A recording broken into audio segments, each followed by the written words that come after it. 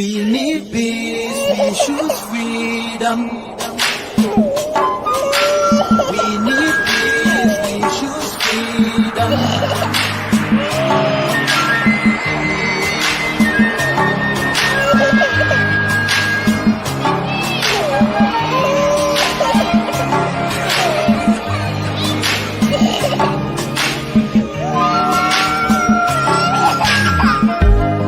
There was a nation living in peace and unity.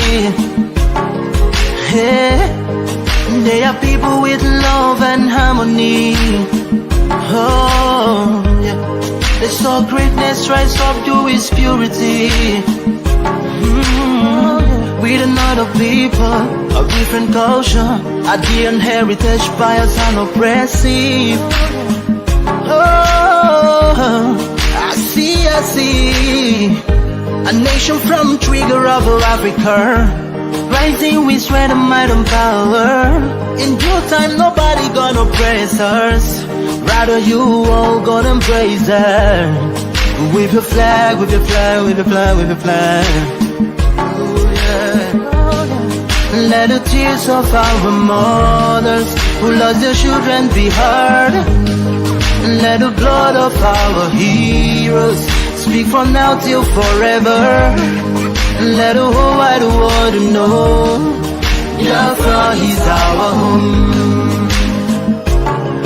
Oh yeah, Biafra is our home. Oh, it's my home. Yeah, Biafra is our home. I reminisce way back 1967. Death toll on the blood couldn't count them even. Mama screaming, child squealing, pops on the ground. 2.5 years, over 3 million's gone. Why? Cause we asked for our freedom, and we're going back to our sovereign kingdom. They shut us down when we cried, the world said nothing. Sitting back in the crib, watching our suffering. Should I talk about the planes dropping shells like rain? Suka had the first taste of a hero's blood. Abaganazo Bunigwe was stronger than flood, but the juke is too strong and fought them off on the chart. Thought the bloodshed's gone, then it came again. 216 and the massacre, it started again. So bloody name, I couldn't cry tears. Blood dripping down my eyes, water in my veins. We died trying to fight the cause and we're trying to break him. It's our freedom, but the world was against us. Wave your flag over Africa. Welcome people of Biafra. Wave your flag over all the world. See those people of Zion is here. It is the nation that the Lord has chosen for the people of Zion. It is the nation that the Lord has chosen for the people of Zion. We need peace, we choose freedom. We need peace, we choose freedom. Yeah. Let the tears of our mothers who lost their children be heard. Let the blood of our heroes speak from now till forever. Let the whole wide world know Biafra is our home.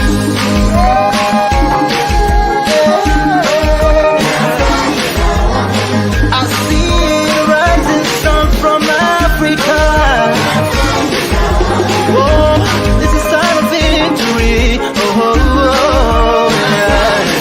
I see future in Africa. Oh, yeah. People of Biafra. See light shining on the world. Oh, yeah. What's that, Martin? We're not fighting each other. We know where we're going. We're going to get Biafra. There is nothing anybody can do about it. Absolutely nothing. Nothing. I need them to understand this. We've crossed the Rubicon, the point of no return. There is nothing anybody can do. If I'm alive, if I'm dead, if I'm wherever I may be, Biafra will come. If I'm dead, it's even better because it will come far more quicker. I can assure you. If Biafra is fighting for you, no one will touch your property. If you're fighting alone, you're bound to lose it. So Biafra is the best. We will become the 16th member country of ECOWAS. If Nigeria doesn't release those properties, then we'll take them to court and we'll get them back. Even twice the value. The Jews had investments all over the world. Most of the priceless artifacts and paintings belonged to many families in Germany. It was stolen by the Nazi Party. Do you know that? Eventually they got everything back with compensation on top of it. That's what we're going to do. If you touch our investments, we'll come back for you. And we'll know where we can get it from. So there is nothing for anyone to worry about. It's only if I'm not stopping you from being a Nigerian, if you are born on the streets of Lagos and you want to be a Lagosian and your name is Adamma, oh, well and good. There's no problem.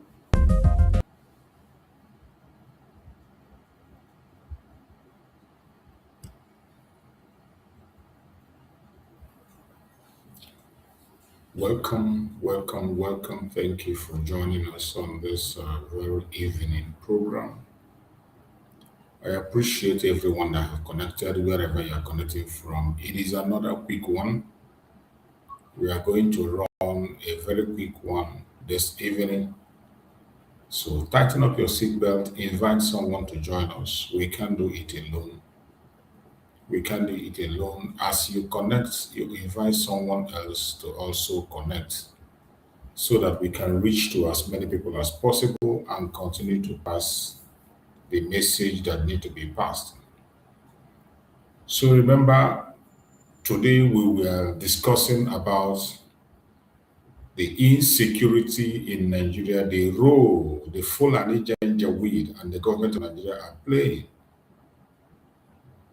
They play a very important role to make sure that the insecurity continues. They contribute 100% to the insecurity today in Nigeria entirely and mainly in Biafra Land. So as our evening program, just a recap of what we did in the morning, still on that very madness of the Janjaweed. We will not pretend not to know what is happening, and we cannot run away from the truth. That is why we will continue to expose them, we will continue to bring their case before the whole world, and we will continue to say it the way it is. It does not matter what anybody thinks, it doesn't matter how anybody feels. The most important thing is saying things the way they are. We will continue to say things the way they are. No matter how uncomfortable they are when we speak, that will not make us to stop speaking. We will continue to expose their evil. Because the atrocities of the Janjaweed that is going on every day is not something that you can overlook. You never know who is going to be the next victim. You don't know who is going to be the next victim. That is why it is important that we speak while we still have the opportunity. You don't have to wait until you are directly affected before you will cry out. Many people who have been silent for a very long time today are not even here to make their own case. Many are not here today to make their case. People who felt it didn't concern them. There are a lot of people that felt at the initial stage that it's none of your business. It doesn't concern them. But today, from every indication, it concerns everybody. It concerns everybody. It is turn by turn. If nothing is done, it is going to get to everyone.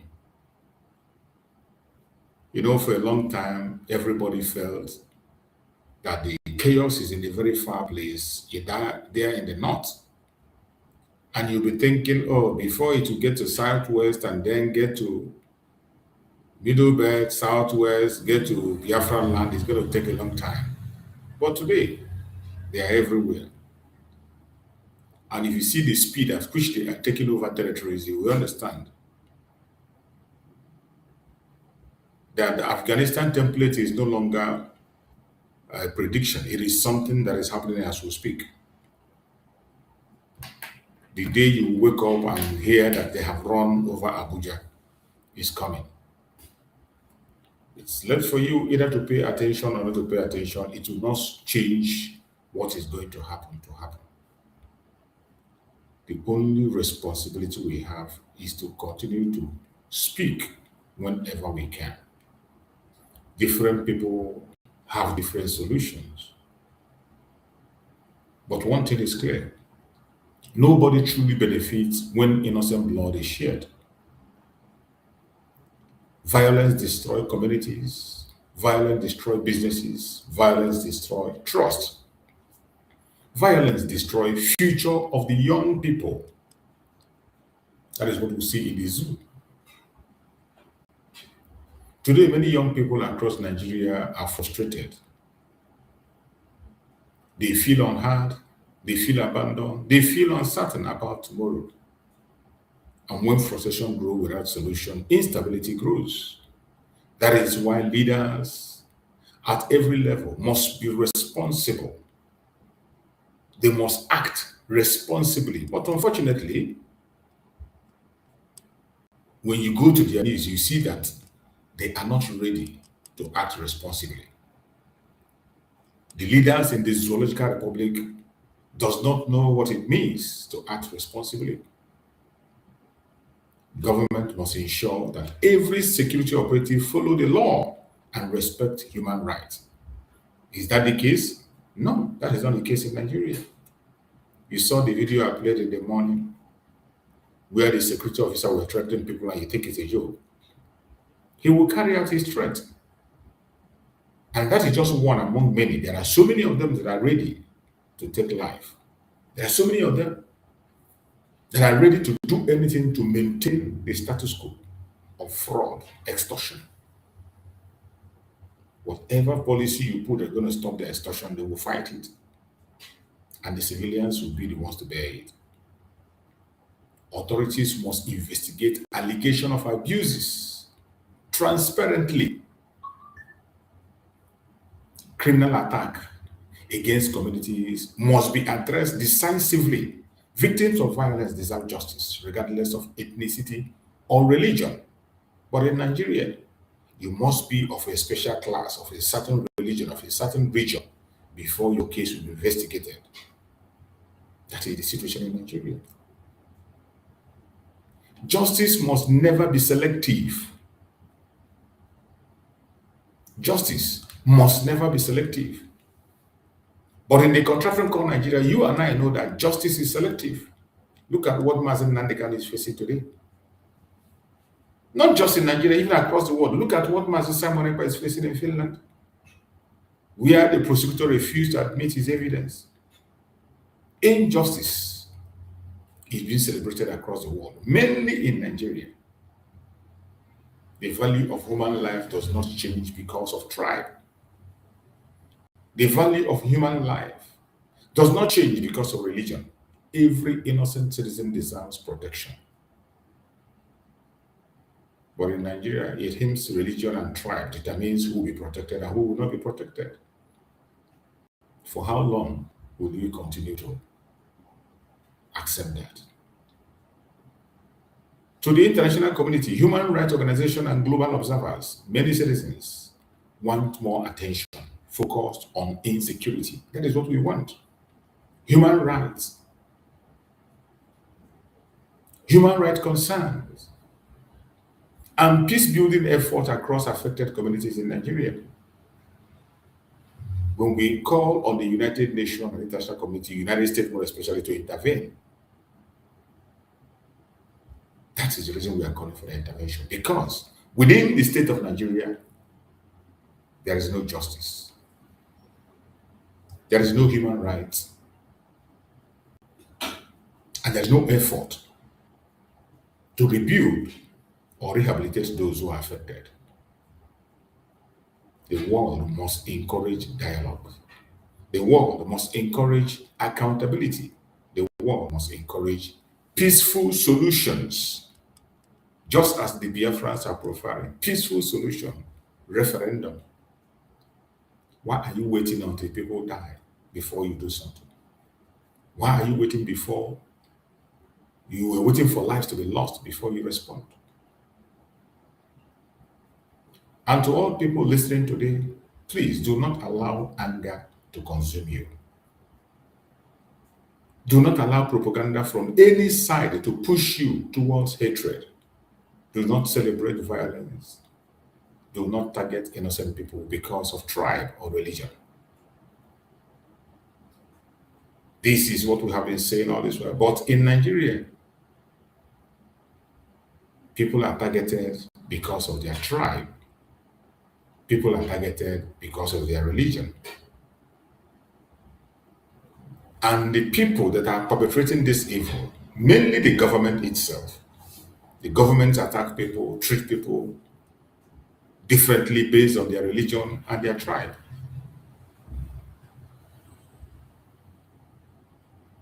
We must continue to demand justice at all times. We must continue to speak truth responsibly. We must protect all our communities lawfully, wherever you are in Biafra land. When there is need for engagement, support peace and lawful engagement. Only peace and lawful engagement, not the kind of engagement with the terrorists that comes to kill us. No. Lawful engagement will be part of it. History has shown repeatedly that when nations ignore justice, tension grows deeper. But history also showed that dialogue, fairness, accountability can prevent disaster. But is Nigeria ready to go that path? No. Nigeria stands at a very critical moment.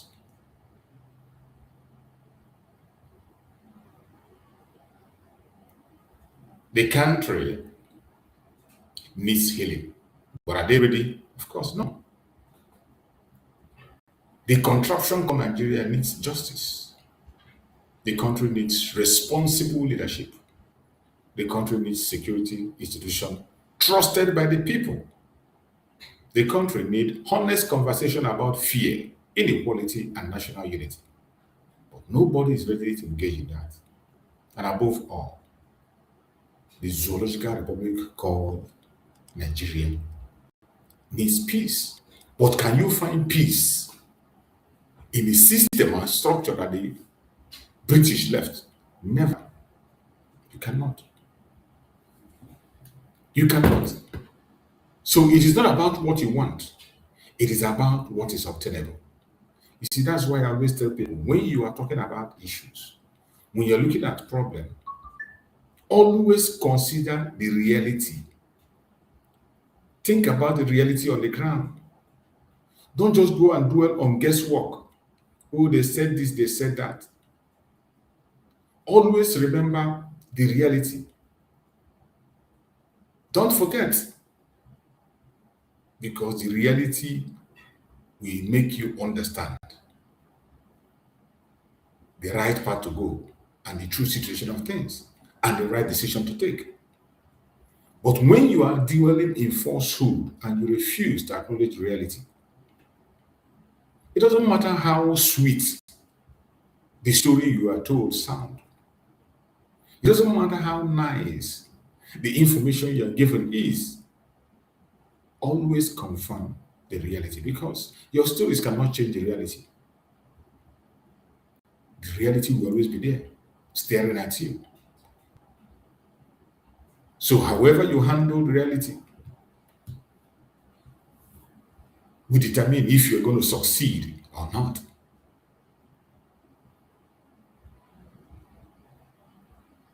Wherever you are watching this program from.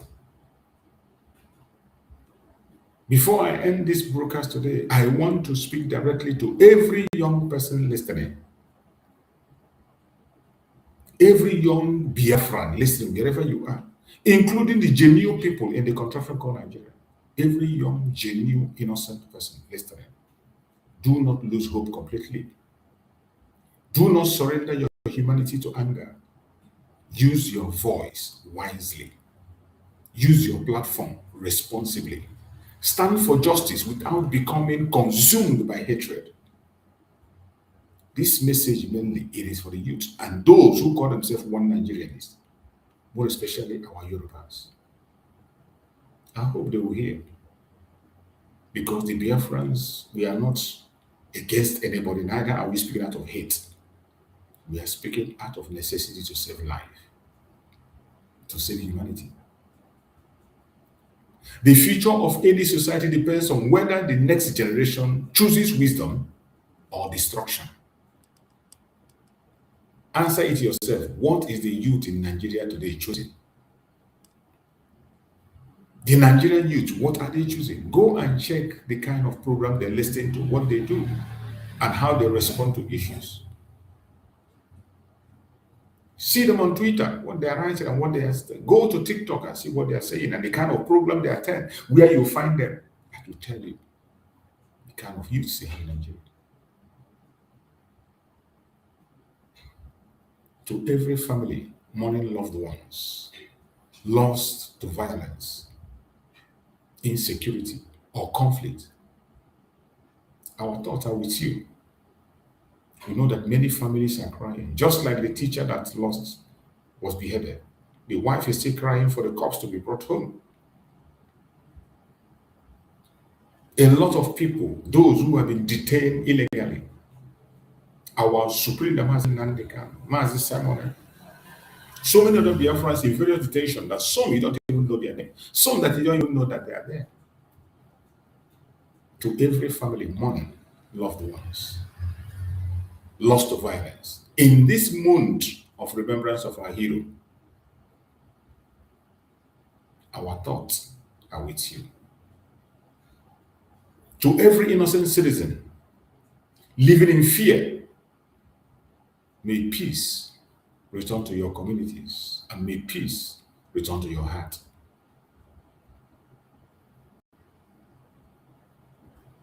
But to those who call themselves leaders in government and security institutions, those who claim that they are representative, those who claim that they are defending life, the people want safety. The people want justice. The people want accountability. The people want peace. And to the world, do not ignore the cry coming from communities affected by violence and insecurity.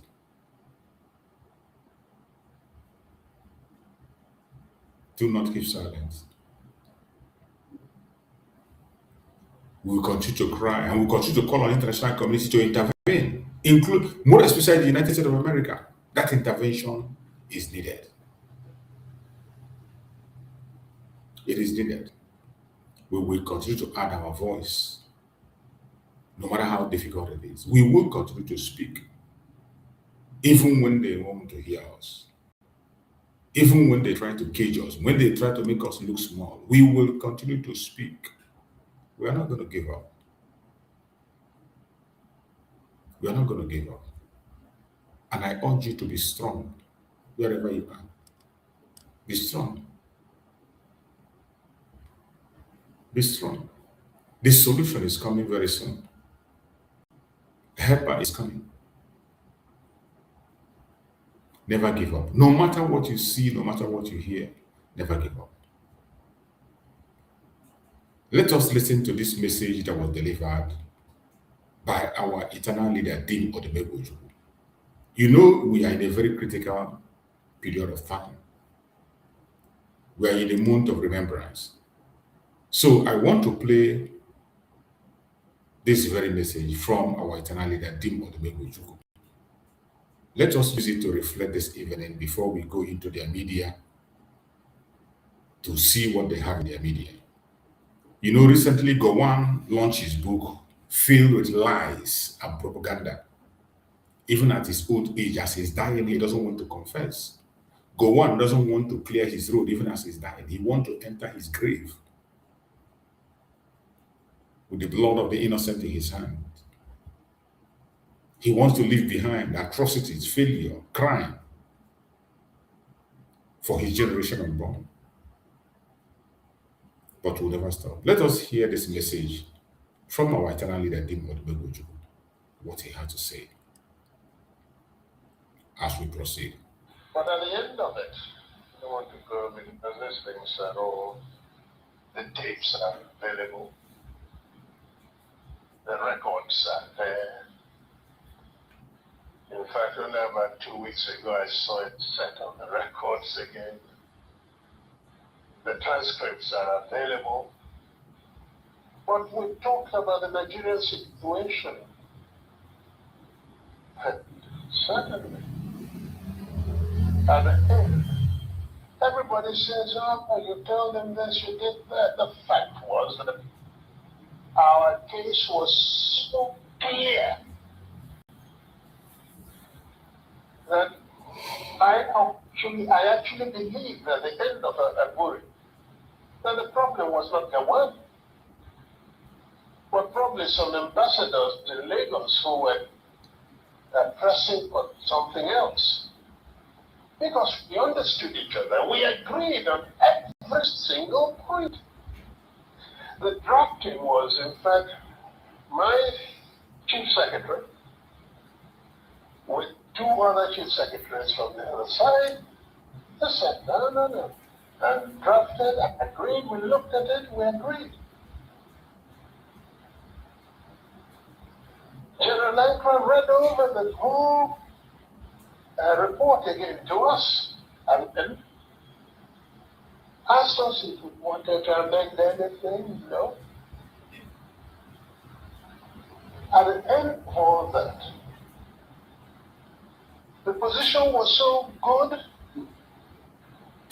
that actually Ankara drove Jack, the one, and myself to the airport. Jack was sitting on his left, I was sitting on his right. He was in the middle. And in the course of that journey, at the point, General Ankara shook his head and said, oh, thank you. Thank you. If only we can go on like this, everything will be all right.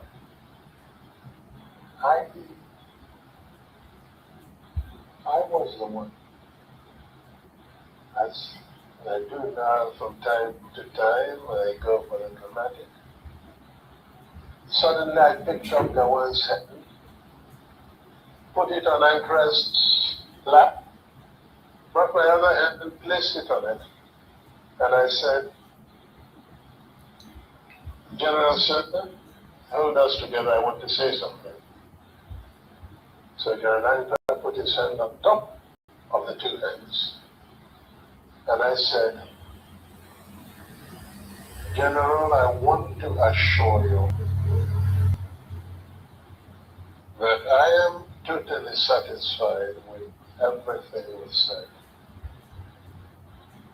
I will even go further and say to you something I did not say at the conference. And that is that once we have implemented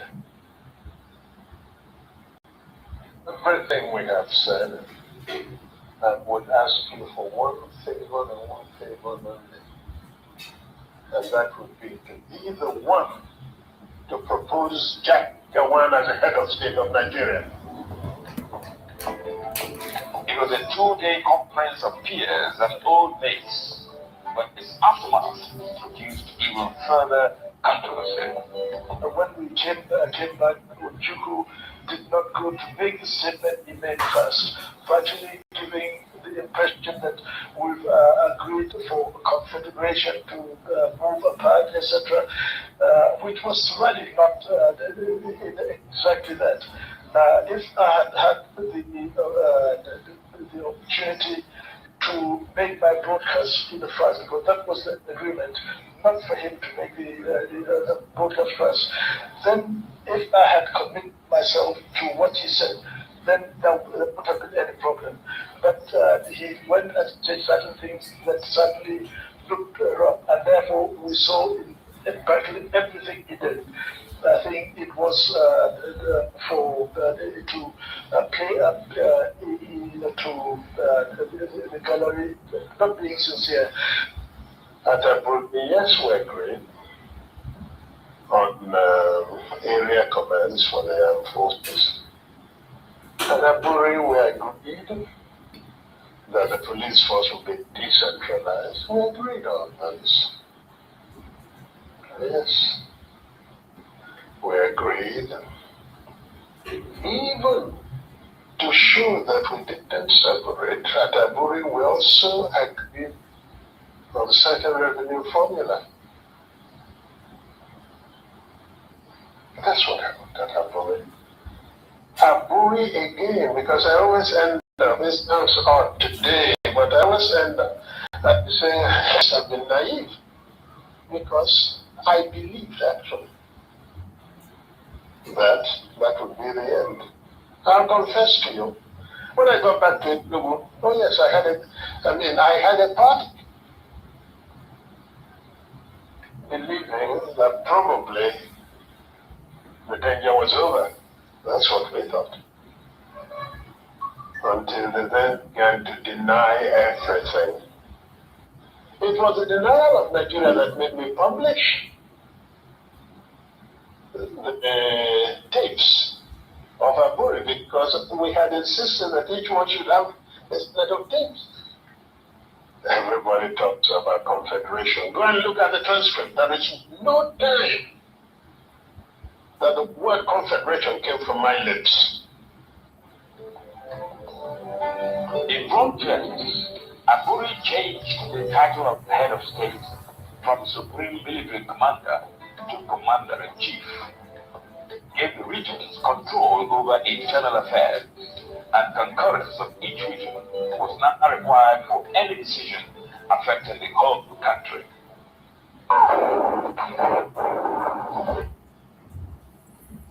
We are in a week of remembrance, and we will never forget. We will never, ever forget. No matter how they try to make us forget, we will not forget. And I thank Chukwu Okike for our eternal leader, Odimegwu Chukwu, for leaving informations for us. He left wonderful information for us. So, as Gowon is lying today, running from pillar to pole, he doesn't move anybody. He doesn't move anybody because our eternal leader left information. The transcript of their discussion is still there. Video evidence are there, what was discussed in Aburi. But today, Gowon is denying everything. Even at the point of death, he's still denying. He's still denying.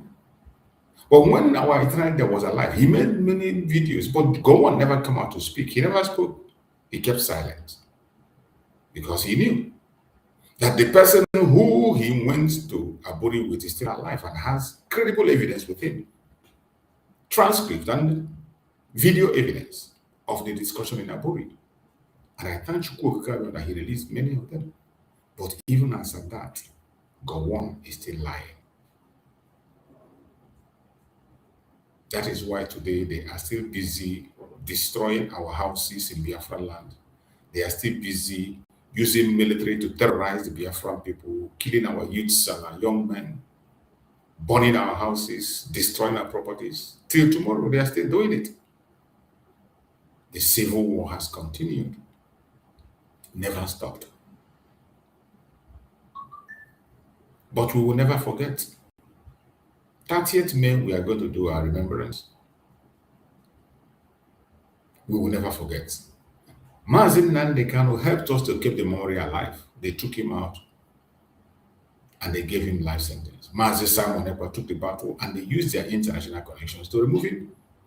We will never forget, and we will not stop.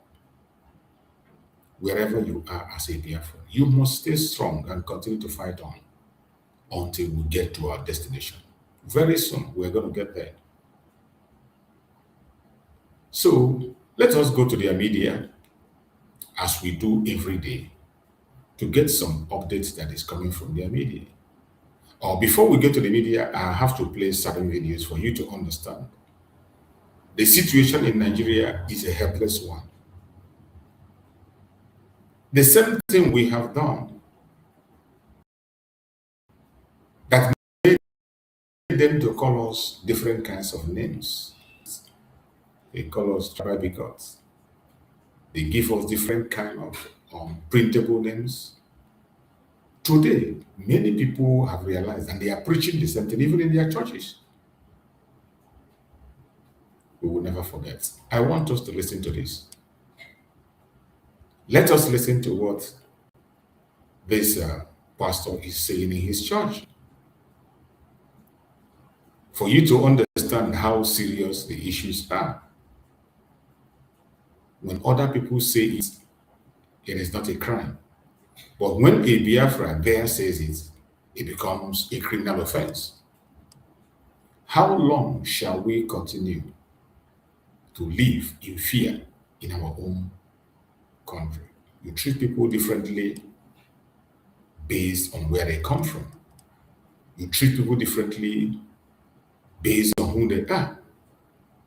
For how long are we going to tolerate that? I want us to listen to this message.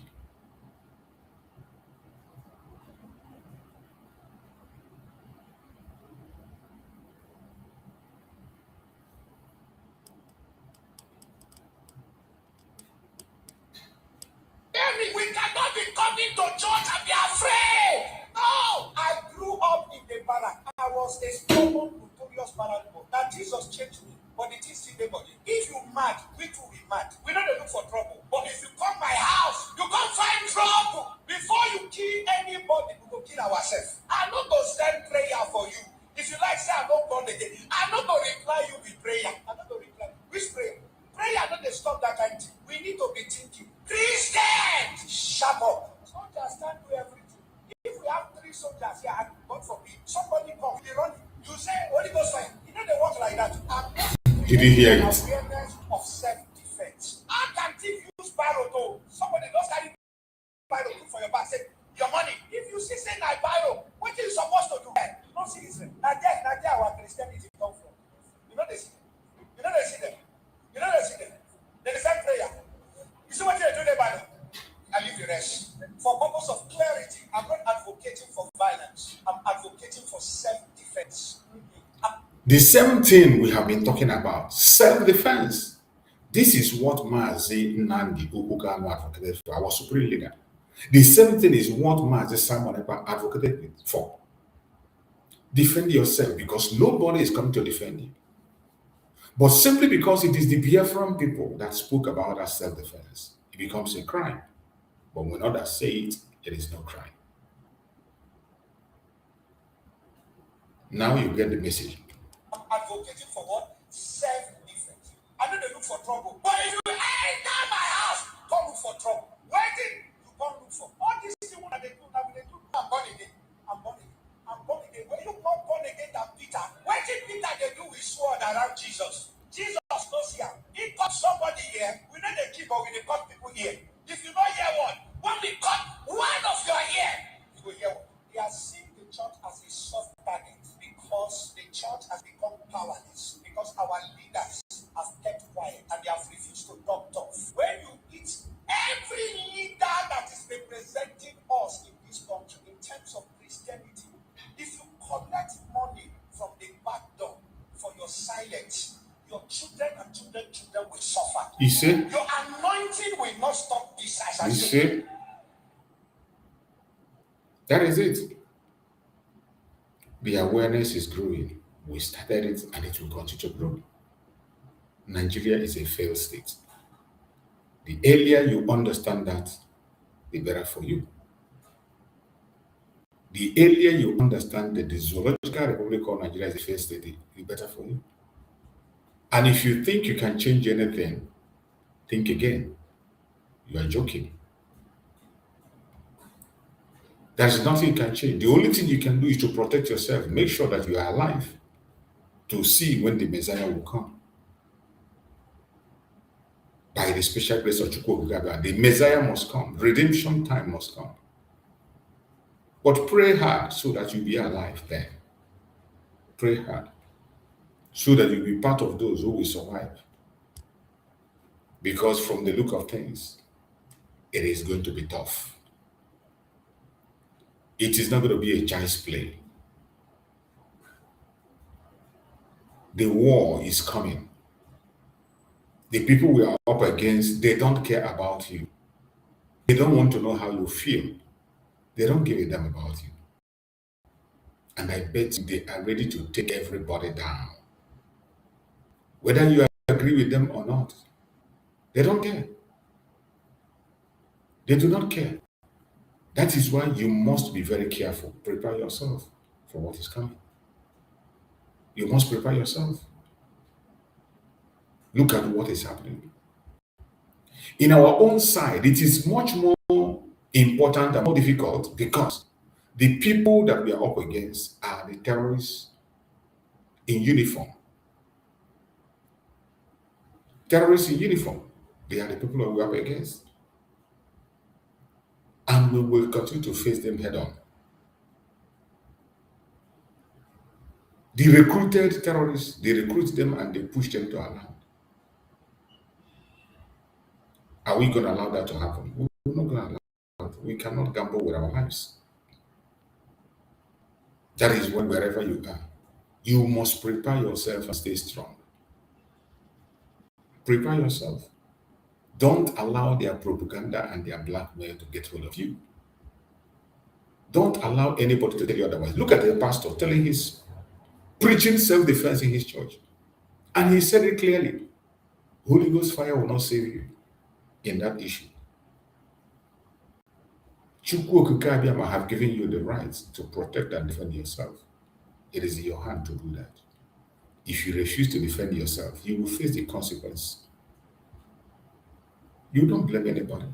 You blame yourself when it happens.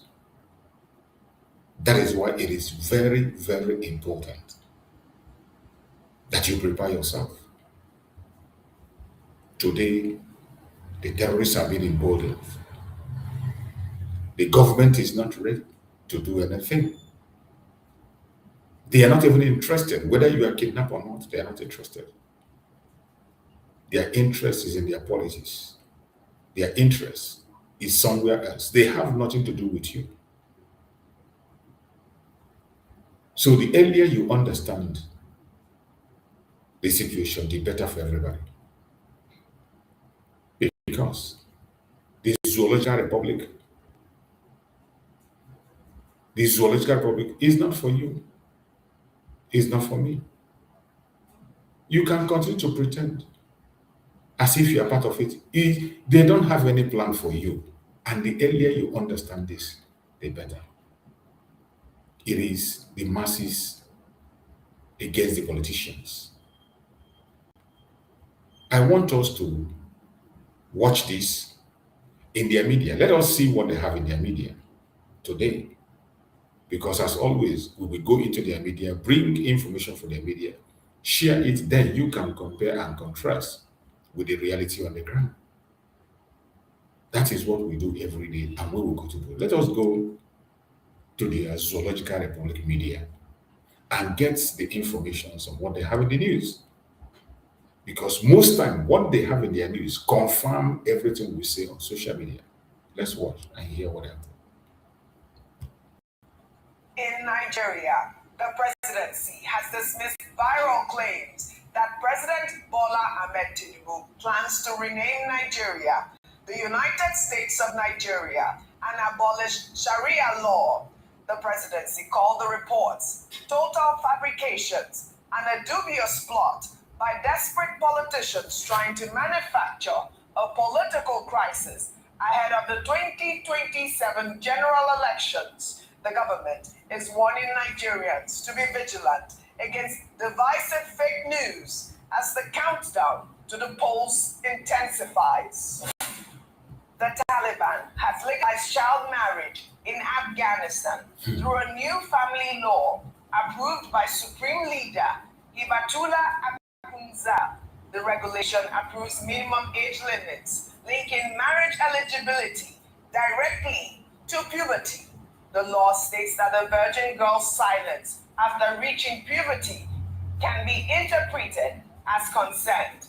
Fathers and grandfathers now have authority to marry off girls as young as 9.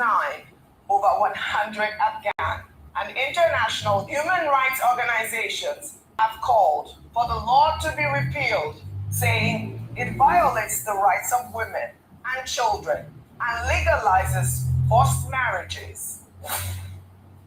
British royal station Royal Caroline has apologized after mistakenly announcing that King Charles III had died while he was in the middle of an official royal visit to Northern Ireland. The broadcast immediately fell into mandatory silence, causing widespread confusion before management confirmed it was a computer error. Station manager Peter Moore blamed the mistake on the accidental activation of the death of a monarch procedure, a protocol all UK stations hold in readiness. The king is alive and continuing his royal duties. This is Mr. Jackson in the same area. Netflix is releasing Michael Jackson, The Verdict, a three-part docu-series revisiting the 2005 child molestation trial that ended with the King of Pop's acquittal on all counts. The documentary, premiering June 3rd, features new interviews with jurors, eyewitnesses, accusers, and defenders who were inside the courtroom. No cameras were allowed in court back then, so this is the first comprehensive look at what actually happened during one of the most closely watched legal sagas in history. The docu-series drops as the Michael Jackson biopic continues to dominate global box offices. That is what I want the world to hear.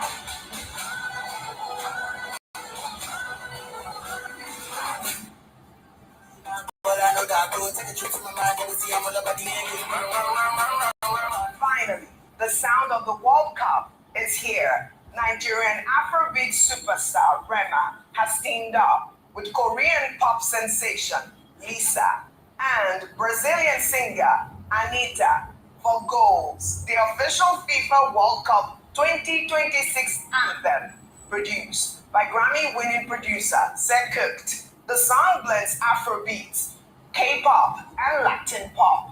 Rema called it a big moment for music on the world stage.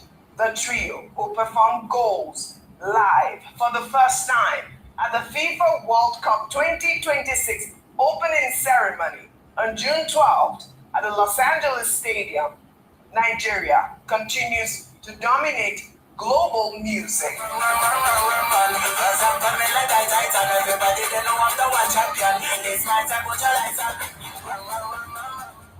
Up Nigeria!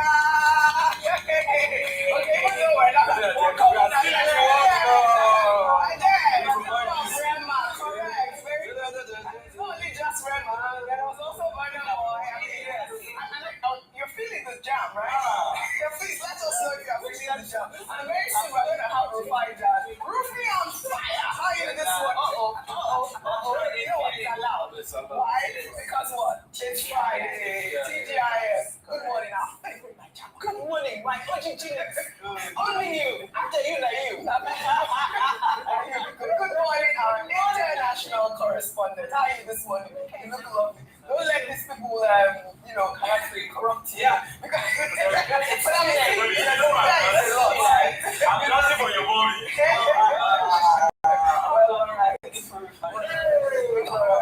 I mean, we've highlighted stories around the globe. I'd like to bring the stories now to Nigeria. We begin with a heartbreaking appeal from Ogbomoso. The husband of Mary Akombi, one of the teachers kidnapped last Friday from schools in Orile, local government area of Oyo State, is begging the kidnappers to take him instead and release his wife and their 18-month-old baby. The man made the emotional plea in a viral video interview with media entrepreneur Jude Jideomo, who visited Ogbomoso days after the mass abduction. The distraught husband said the community has been left with no security presence and no protection.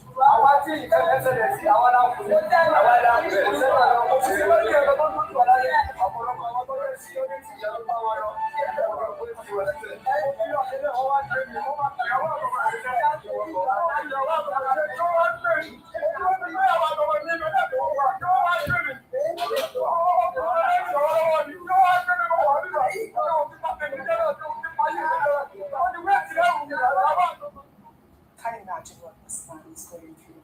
Mary Mary Akombi is a staff member of First Baptist Church of Omosho. She was kidnapped with her baby strapped to her back in a video posted by the kidnappers. She was heard pleading for government intervention. I'm from Ibadan. I'm working at First Baptist Church of Omosho, Yawata area. Yesterday, the people came to our school, and we are getting now both the teachers and the children. We are all here. We need help from the federal government and the state government, both the church, First Baptist Church, Yawata, and the community. We need your help so that these people will release us. Please help us. Please help us. We need help from our president. We need help from our president. Please help us. Our state government. Please, Lord, both the Nigerian Christians, please help us. Please help us. The children are here, they are crying so that we will not waste our life. Please help us. We need your help. Help us. Don't neglect us. This is what insecurity has reduced Nigerians to. Husbands begging to trade places with kidnapped wives, parents watching their children dragged into forests, communities left defenseless. President Tinubu says a rescue operation is underway. Oyo State says the kidnappers are trapped, but every day that passes, the trauma deepens. These are real families, real lives.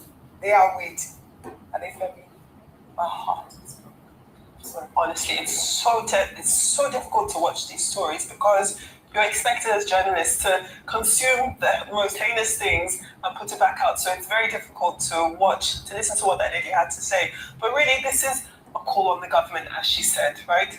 Because we talk about insecurity so much, it almost feels like it's redundant. But this is the human cost of the type of insecurity. And it's getting worse. And it's all of our problems. For decades, we've made it seem as though this is a problem of just the north. But it is moving southwards. And we're hearing it getting closer and closer. It doesn't need to come to anybody's front doorstep before we realize that we need help. This woman has a baby strapped to her back. No provisions to feed the child, to change a nappy, to drink or to eat for herself. It's awful what we are constantly having to endure as Nigerians, what we have to see all of the time. So yes, as she said, the state governor, Governor Sheyi Makinde, the President Tinubu, you have to do something and do something quickly. We were talking about teachers and students being abducted days ago.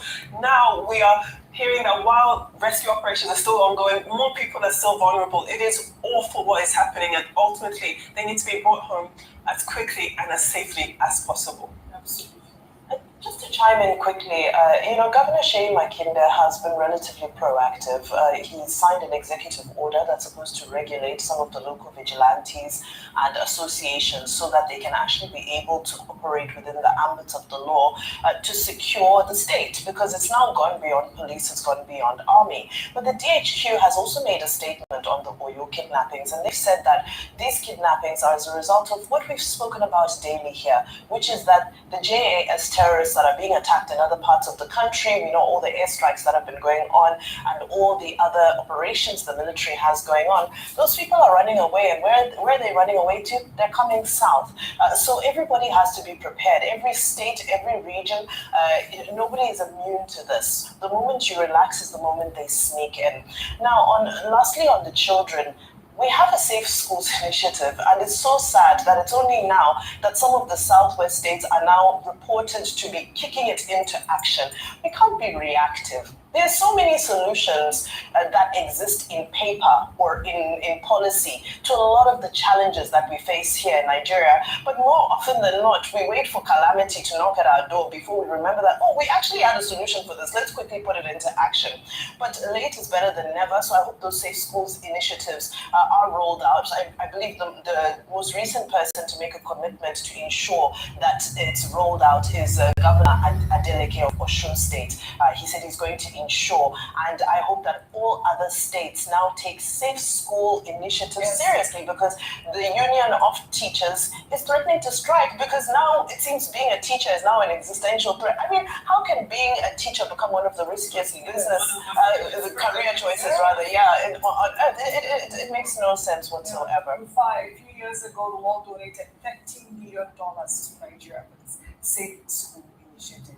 But before I come to you, meanwhile, earlier this week in Oyo State, the Oyo State Police Command had to push back on claims of another attack in Ubomosho and neighboring communities after a series of viral videos circulating on X suggested that criminals had invaded the area. In the clips, students and residents were seen running for their lives, fearing of a new attack.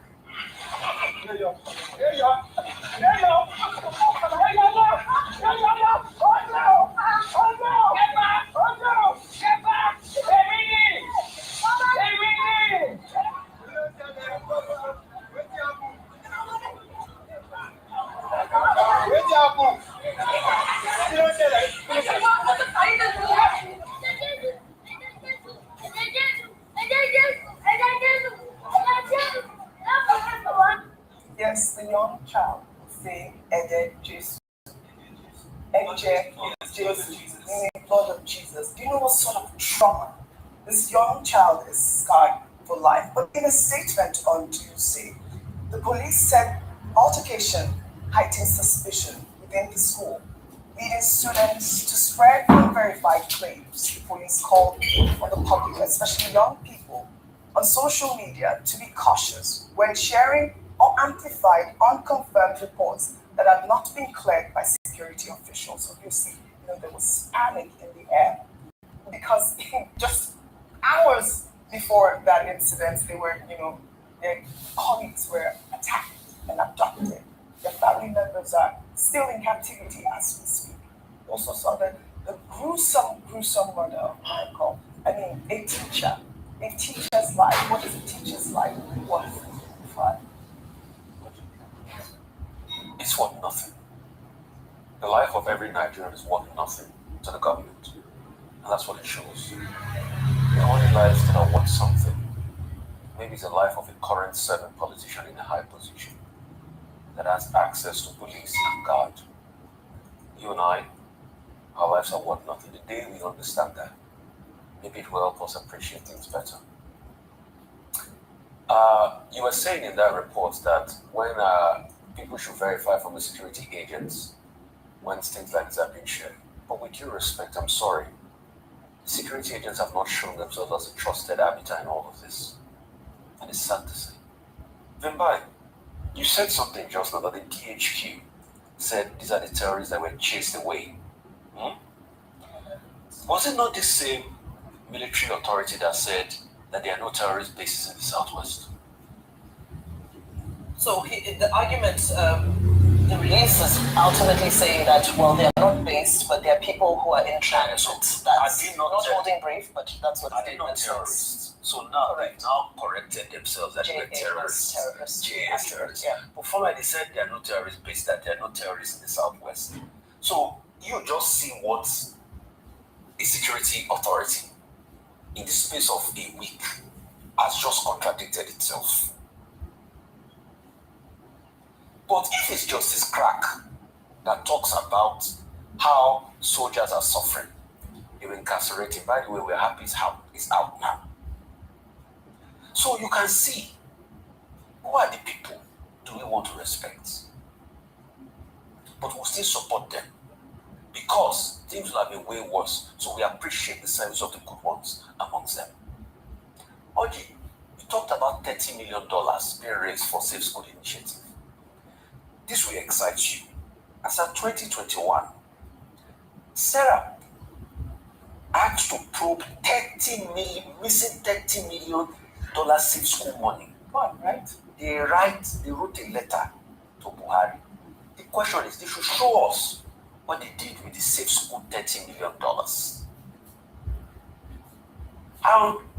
What did the Safe School do? Is it not to ensure, there are fences around schools and all of that? Hoji, till today, the girls that were kidnapped in Kebbi, military was stationed in that school. They said they called them 30 minutes before the terrorists came to kidnap these girls. Till today, they have not answered the question, who gave the military the order to leave the school so that the girls would be kidnapped and killed? Then we now come to the case of these people here. But in over a week, we want to say our military architecture have not been able to track where these people are. And that's why I say our lives does not mean anything. Except you are high up there and you have government protection. Look at this teacher. They are poor. They are struggling to give children a future. They are being beheaded. They are being killed. At least, Governor Shimaki has shown proactiveness. But he can't do it alone. Where is the leader of our country? Even traveling all the way there as a father of the nation to consult people. But if I talk now, they will say Rufai is stupid. You know why? Because when he went to just to consult people, it's not airport he stayed and he was checking time. See, flight will soon go, flight will soon go. There's no light on the road. He will enter the place where people's children were dead. And if I say this thing now, the next thing they say is that Rufai talk as if all the problems in country was caused by Tinubu. It's not caused by Tinubu. I'm saying all of this is because President Tinubu is the one in charge. When President Buhari was here, did I mention President Tinubu? No. The box stops with him. All right. So, I mean, you've seen these videos. We saw a grandmother crying, wailing, where these families are devastated. Like you said, I know that your state government is doing their best, but these are real lives. Please, I would ask the security forces, I know that they're doing their best. Please ensure that, these families reunite. Well, now to politics.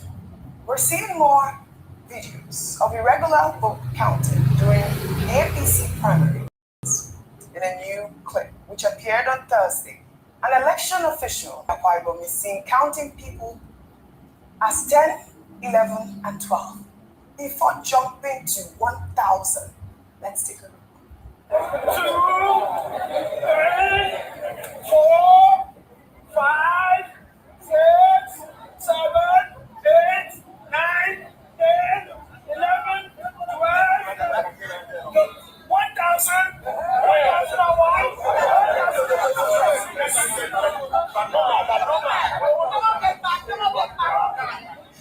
1,000. You know what? I'm actually beginning to believe that these videos are skits because I can't. No, this is what I'm thinking now. I don't think that. But why are they filming each other? I mean, isn't it clear vote rigging at this point? I mean, why are they filming each other doing that? Who's filming who? It looks like No, tell me. I don't understand it. They need evidence of the people that they will transact with that were supposed to vote. So they are filming the people that were in the line. Okay. And matching it up. So this is democracy according to some people. Maybe some people call this one free and fair primaries. All right.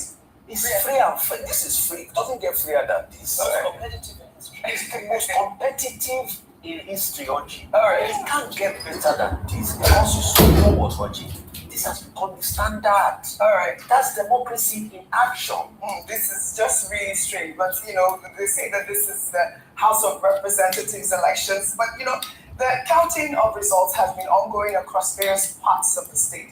Now, as Governor Umo Eno emerged this week as the party's consensus governorship candidate, calling his nomination a renewed mandate to continue serving the people of Akwa Ibom State. Well, congratulations to the governor of Akwa Ibom. He was victorious, came out unopposed. So kudos to Pastor Umo Eno. Well, in Ibadan, an Oyo State House of Assembly candidate, Olusegun Olaleye, also known as Radical, was seen driving around Ibadan, yelling and cursing the APC after he was defeated. Let's take a look. Ashabu!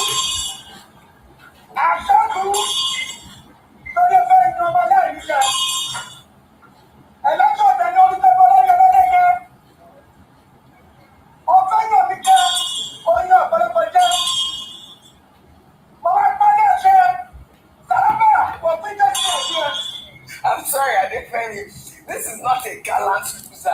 He's not a gallant loser. He did not lose gallantly. But this is what this comes out to. Online users on social media, they've been questioning the scale of his reaction to his loss, calling out the showmanship that is increasingly become evident when faced with a loss in Nigerian politics. And we recall that we took Desmond Elliott's story, and he was saying that if you want to lose, just lose gallantly. Lose gallantly. But that was a video that I just wanted to highlight. But in a new video, the chairman of the Independent National Electoral Commission, Joash Amopitan, is calling for immediate arrest of any individual found guilty of vote buying, with Amopitan calling it a criminal offense. The chairman made this comment at an Ekiti state event. Let's take a look. One of the major challenges and constraints of our electoral process is the vote buying or vote trading. This is a criminal offense under the Electoral Act, and it is the responsibilities of the law enforcement agencies, most especially the FCC, the ICPC, and the police, to ensure that those that are involved in it are arrested and promptly prosecuted. It is the responsibility of INEC to prosecute. Therefore, we urge all political parties to please refrain from this issue of vote trading. All right, Adefemi, these are strong words from the INEC chairman, but it remains to be seen whether this will translate to action. As we've seen the last few days alone, all these videos of vote buying captured in camera. Who is going to arrest who? When is that going to happen? I've highlighted at least, I believe, like 7 videos in this week alone. Exactly. It's not every day I get to sit on the table all day with you. And just yesterday, you took a story of women complaining that they were being paid 1,000 naira, I think it was, for buying their votes or being paid to vote. And I said yesterday, this is a crime, and this is not something that should be done. So on the one hand, that's wonderful coming out of the INEC chairman, Joshua Mukputan, saying that these people will be reprimanded because they are committing a crime. But talk is cheap. We're going to need to see some examples of this type of action. And I understand that, the INEC chairman is very busy. They just had a disappointing outcome come out of the Federal High Court. But really, this is what they should be focusing on. Because on the large scale, yes, you can talk about deadlines and parties and party primaries, but really on the minuscule grass level scale, there are many things challenging and targeting at the sanctity of our democracy. You need to give examples. It's too easy, as you said, on this very show, on this platform, to bring the example of people having the audacity to complain about how much they were paid, not that they were paid at all. So I think if we get to a point that he can make statements as many times as he likes, he actually has to do something so that there's a real deterrent when it comes to vote buying and vote selling. I do like that. I commend him for coming out to say that this, obviously the elections are full gear right now. We don't want to see more of these vote buying videos. But if I come to you, here in Lagos, the state governor, Babajide Sanwo-Olu, was seen participating in the APC governorship primary election, where he voted alongside his wife, Ibijoke Sanwo-Olu, speaking after queuing to vote at Ward E3 on Lagos Island. Sanwo-Olu described the state's elections as transparent and evident of the party's commitment to democracy. Let's take a look.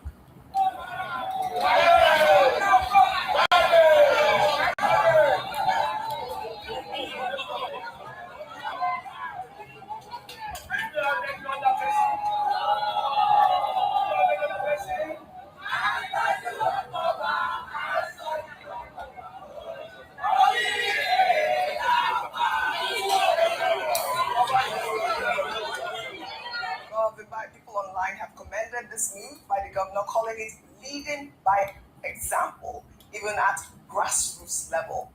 Your thoughts? Absolutely. I think one of the joys of these primary elections was being able to see some of our high-profile politicians back in the grassroots. We saw pictures of Senate President Godswill Akpabio queuing up, Hope Uzodinma also queued up. They all had to. Ultimately, it reminds you that politics is local. But it also reminds you, and not speaking specifically to any individual, but it also reminds you that this is where the power comes from. And politicians are very well aware that the power is in the hands of the people. And I wish that this acknowledgement of this power didn't only come around during election period. Like I said, this is not a direct commentary on Governor Sanwo-Olu. This is just a commentary on politics as we know it, which is that during election season, some areas that don't even know what their elected official looks like are suddenly remembered. You look at vote buying, for example, and just to go back to the issue of vote buying, where before in the last electoral act, the punishment was a fine of 500,000 naira and or imprisonment. It's now gone up to 5 million naira. But again, why are they buying votes? Because without the electorate, there can't be no election. So this is just a reminder to the people that you hold the power in your hands. When you come out in your numbers to vote overwhelmingly and to protect your vote, it makes it very difficult for a lot of the inconsistencies and irregularities that we see happen. And I love that we see our politicians going to the grassroots. It's a reminder that this is where the power is. And I wish that we could also just embrace and remember that no matter what manipulation we accuse or allege of happening, for as long as that citizen participation is there, the active office of the citizen is on the ground, then we can start to move forward. Great to see Governor Sanwo-Olu preparing for life after office. He's a dancing governor. He's a governor who likes fashion. Yes, he likes fashion. So I'm really looking forward to what's in store for him after leaving office, and of course Lagos State is looking forward to the next election. We now know the APC candidate, and we'll see who he's going up against. And congratulations to him. Incoming. Well done, Governor Sanwo-Olu. Now we're going to continue this conversation, but first, what do you think about our stories so far? Join the conversation. Use the hashtag What's Trending with OGOB. We're reading your comments. We'll go on a short break now. When we come back, What's Trending will continue this.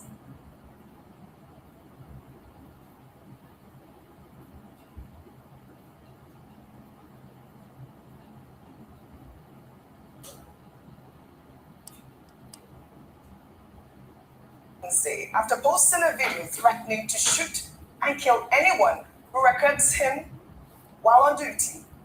In the clip, he directly defied the Inspector General of Police, saying that anyone who films him will be killed. And the IGP will have to bury them, sparking outrage on social media. Let's take a look. Every day when I did work, duty, as an officer, I did with my rifle, I did work. Make somebody video me. Make that order, when you give the order, say when I video us, he could go do your burial, he could go bury me, and he could go bury me. For back the numbers of how many people go keep away, and he could go bury you.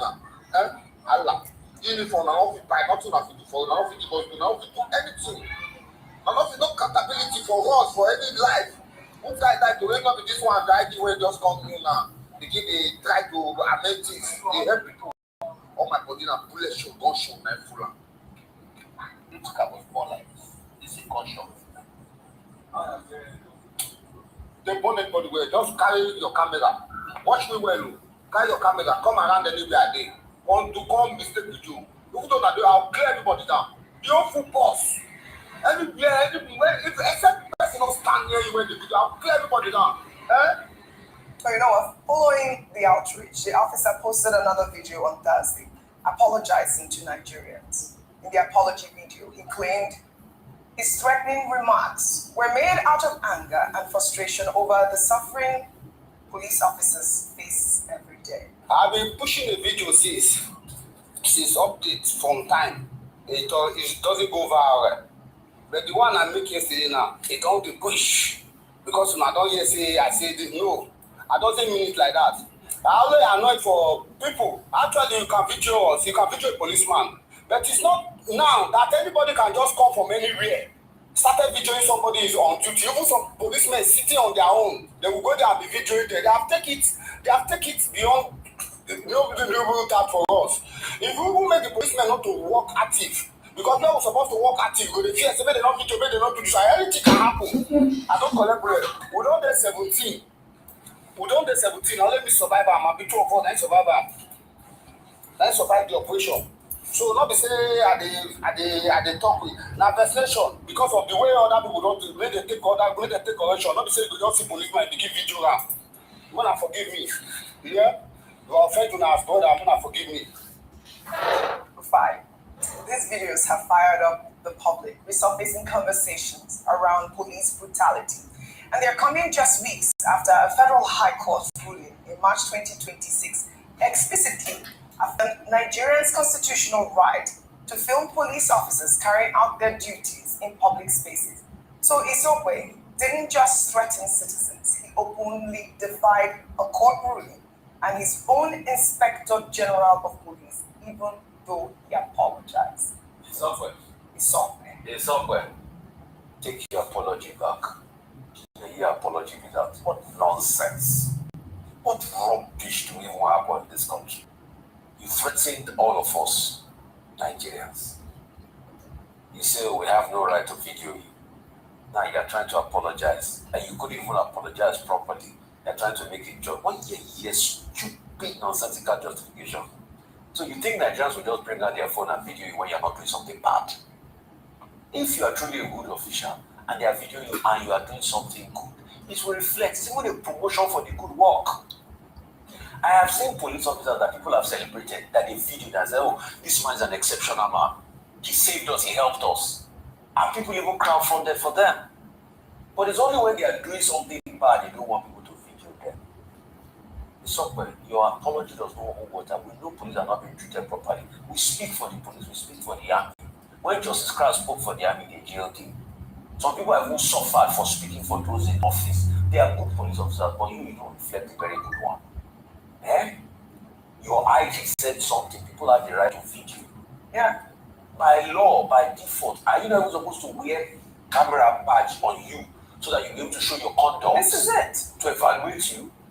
Yeah. And now you are talking, you can take the apology. What did you say? Was it? It doesn't mean it like that. It's just you are saying you might do. No, it's not a reflection of good people.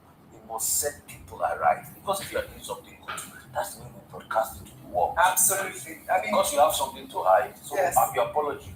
Take it back. We don't want it. Yeah, this video has caused outrage on social media, and rightfully so. I mean, the call also for this retraining of these officers. How is it that you don't know you cannot go on video, no matter the frustration and blood test for let's even see drug in blood levels. And it's not just the police officers. We saw some videos of soldiers actually threatening civilians. We had that video, and we'll probably bring that story tomorrow when we have a detailed report on that. But he's apologized. Apologies, they say the best apology is change behavior. I'm not sure how much remorse this gentleman really has. I think he's sorry he got caught, not so much sorry he made that video. He's sorry he got caught. Should we now go to Anambra State, where the state governor, Professor Charles Chukwuma, is threatening traders up to 40 million naira in fines if they don't open their shops as part of the Monday sit-at-home directive. The governor made these comments while addressing traders, which was captured in a video that emerged on Thursday. Let's take a look. You are liable to the second offense. That second offense, that's another 20 million. First offense of you not opening anywhere civilian, it's 20 million. Okay. The offense of you going to now unsolicited is another ID.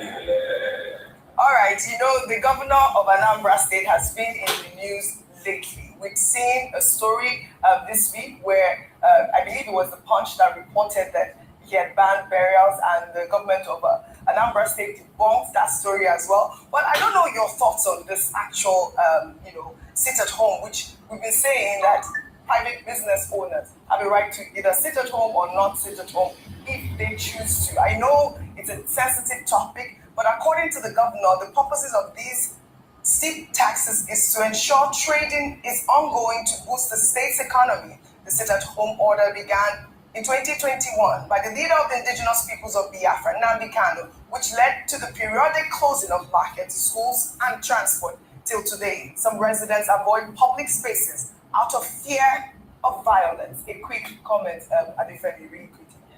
That's the whole point. Yes. Because yes, the governor can mandate these things, put these fines in question. We have to actually target the real root cause of it. People are obliged to sit at home order essentially because they are afraid. Right. So what the state government needs to do is put measures in place whereas the people no longer feel afraid. As you said, they've been following this order for years.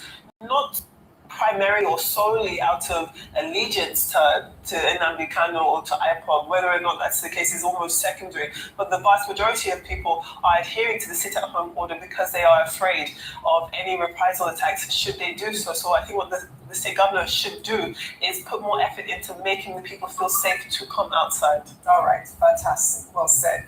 We'll quickly reach through the story. Well, amid ongoing conversations around xenophobia in South Africa, Nigerian human rights lawyer and senior advocate of Nigeria, Femi Falana, has now petitioned the African Commission on Human and People's Rights over South Africa's failure to stop xenophobic attacks in the country. In the petition sent on Tuesday, it describes the recent attacks targeting foreigners as neither isolated nor sporadic, but instead are a systemic failure to protect foreign nationals. As a result, Falana is calling on the Commission to conduct an independent investigation while also calling on accountability from the South African government. Meanwhile, tensions in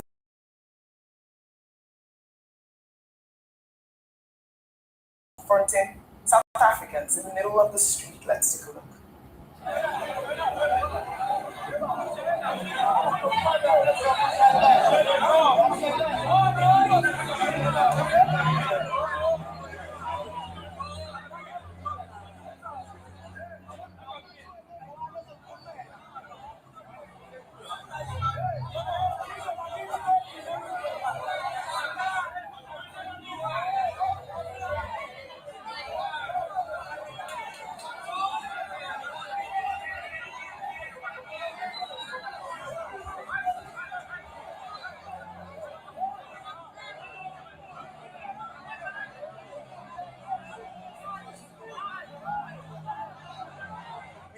The friction in South Africa has shown no sign of abating. On Thursday, immigrants who were staying at a church center in Durban out of fear of attacks were forced out by authorities and forcibly driven instead to a government refugee center. We also heard that, Falana is also demanding that the Commission brings this matter before the government of the African Union and the Assembly of Heads of State.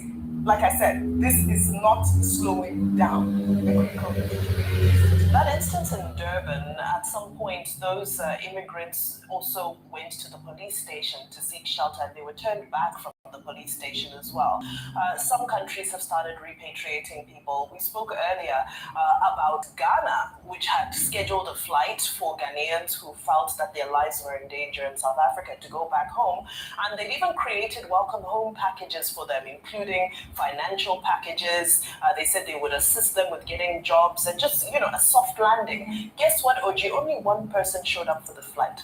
So in all of this that's going on, we see these daily confrontations, but it seems our people are also not prepared to leave. So what do? I round up by saying I was just watching a video of the former President Thabo Mbeki speaking on this issue. And he says that, under his presidency, there were undocumented workers, but the economy grew and the crime levels were much lower. And this happened later. So it can't be about undocumented immigrants. Obviously, there's another form of state failure that has happened between then and now that is causing the spike in criminality. Well, I salute Senior Advocate of Nigeria, Femi Falana, who's always doing the Lord's work. This has to slow down, really.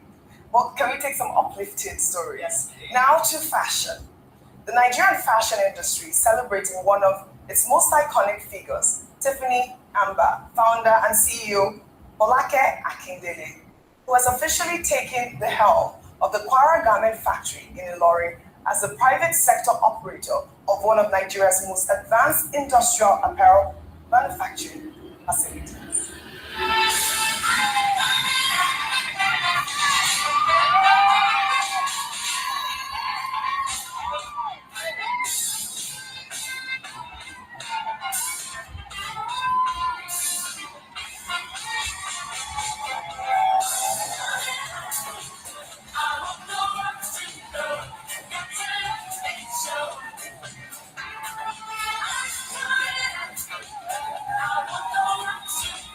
Well, Akidile's journey began nearly 3 decades ago with a vision to build an African fashion house that could hold its own on the global stage. Over 28 years, he transformed Tiffany Amber from a passion project into an internationally recognized brand, putting Nigerian design firmly on the world map. Akindele had long identified a critical gap, the absence of world-class manufacturing infrastructure in Nigeria. On the 12th of May, that gap began to close. Under her leadership, KWS Garment Production Village signed a management and operation garment agreement for the Kwara Garment Factory, a facility to support up to 4,000 workers. My wonderful people that are watching, you have seen the informations that come, a lot of important things that have affected us as that have to do with us, Biafrans. You have heard the nature of Nigeria, the insecurity, and everything that is happening around Africa. Those are the most important things, update that we are supposed to get. Remember, every evening we come and reach out with this information so that our people will be updated. And now we are going to go over to another version of they are also this is also a news from their media. So we are going to look into this one and let's see what they have to offer. All these things are happenings that we need to update the people, more especially our Biafran people. You know, when you don't pay attention to what is happening in the zoo, it will be almost impossible for you to be able to cope up. So that is why we need to follow them up in all their media handles and be able to report what is actually happening there. So I want you to listen to this very one. Let us get the update that is happening, make use of it, and then be able to reason and compare to things that we are seeing. Nigeria is not working, will never work. It doesn't matter how you pretend about it. And every single video we play here proves the fact that Nigeria is irredeemable. Judging from their governance, from their police, from their military, their economy, everything that has to do with it is a failure. And there is no step to make things right. When I play video from the conventional media, it is to confirm every single thing we have been saying all this while. So let us listen and hear what they have to say here. Welcome back to the program. From our head of state,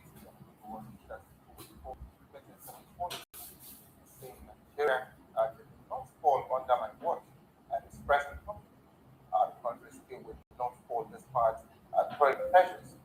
Launching his autobiography, My Life of Duty, and an agent, and one framed the national survivor as a test of leadership warning against do or die politics, and alleging that a Biafran leader, Joko, once mortgaged Biafra's wealth to the Rothschild family for $10 million to sustain the session.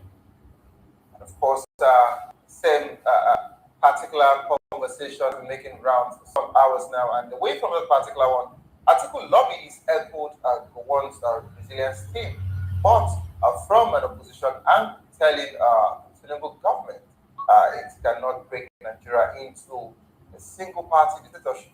The US Fed has said it will brave the Trump administration and Congress on alleged intimidation of critics, citing ex-governor Nasir El-Rufai and businessman John Olatunde again as example of institution under strain.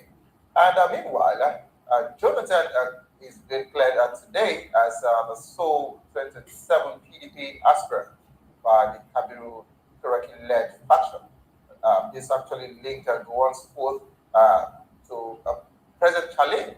You know, he called the memo a living testimony and said that during this particular moment of crisis, that truly need to distinguish men from boys, suggesting Nigerian survival depending on steady leadership. All right, don't also forget that Peter Obi has been cleared as well to contest, from that of the NDC, the Nigerian Democratic Congress. He was actually, if it was a free flow for him, and no one actually, opposed him to be precise. So, and if that is the case, let's come to where Amechi is rested now. Amechi has also mentioned some things, and don't forget that particular hook where we'll be, putting our tent on. Don't do politics of do or die after. Now, Amechi also said he can create a team for the ADC's ticket. It's meaning Atiku's poor electability despite a strong primary record.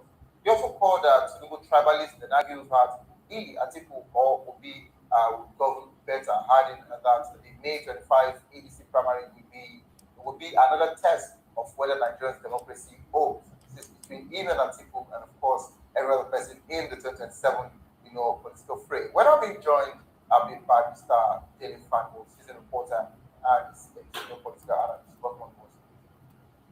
Thank you, Bob.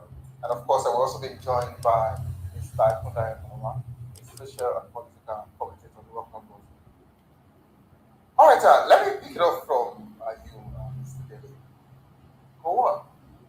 Coming out today to talk about the Biafra era and saying that the country followed as watch and it will fall now, and trying to bring Ojuku into the frame that he tried, taking the eastern resources to some, said family, just like he said. What's your take, Ashika? Now, let me start with the Gowon's narrative that because Nigeria didn't break its time, or Nigeria didn't fall its time, that it's not likely to fall. But the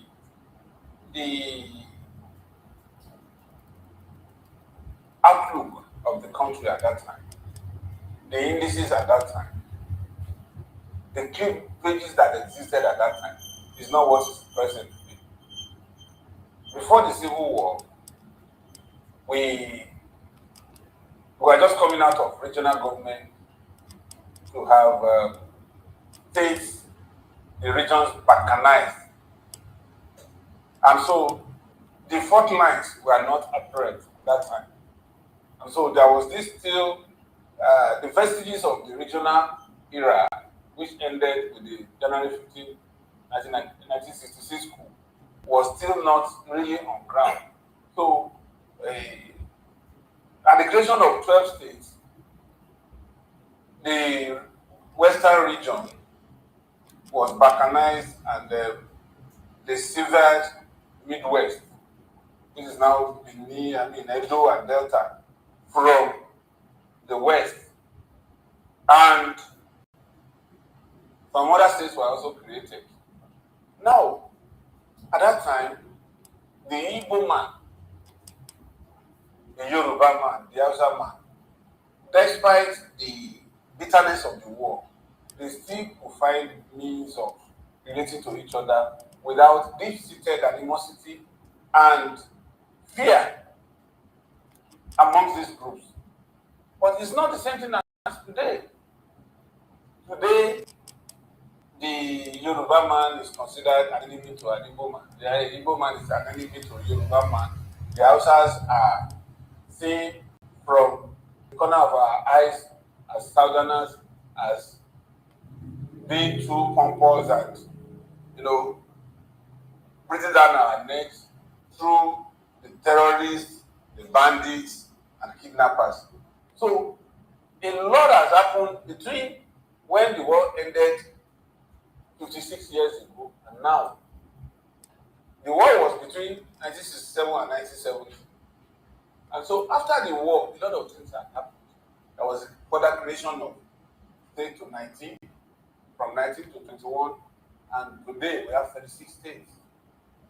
Abuja, Lagos was the headquarters of the capital of Nigeria. Today, Abuja is the capital. And so a lot of things have happened. In as much as some people are also hinting that it might come back to Lagos. Well, it's not likely to happen anyway. But you see, with all these indices that are present, we cannot hold on to that first unity that happened before, during, and after the war. Nigerians are beginning to say, what is in this first unity? Why are we still together if we cannot cohabit without fear, without any primordial sentiment tearing us apart?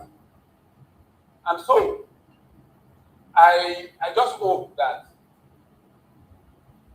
Gowon will not have heartache if what he felt will not happen while he's still alive. Because he's in his late 80s now. God willing, he could live up to 100 or more. We have a passion. He's there. He was 100 years old last week. So, if plus or minus, if Gowon happens to live beyond now, only God knows what will happen. Because the rate at which these kidnappers, these terrorists are dealing with us in the southern part of the country it's something that may lead to massive resentment, massive pushback that will further tear the fragile fabric that binds this country together. Because today they are now in the south. In Imo State, they beheaded 3 women. What would women do that will warrant? We are not at war. People are at war. There are some rules of engagement. Look at that teacher, innocent teacher, that probably was looking forward to working and retiring to bliss. Now look at the way he was decapitated.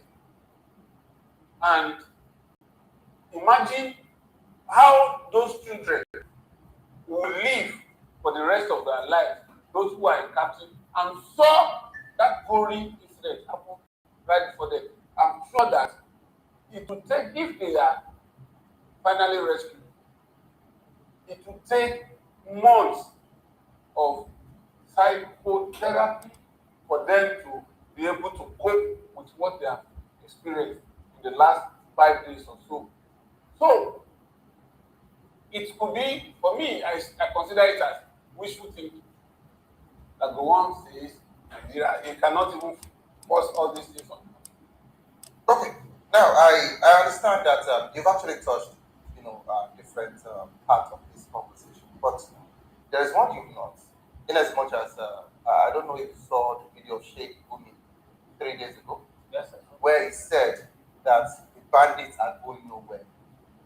He said the bandits are going nowhere.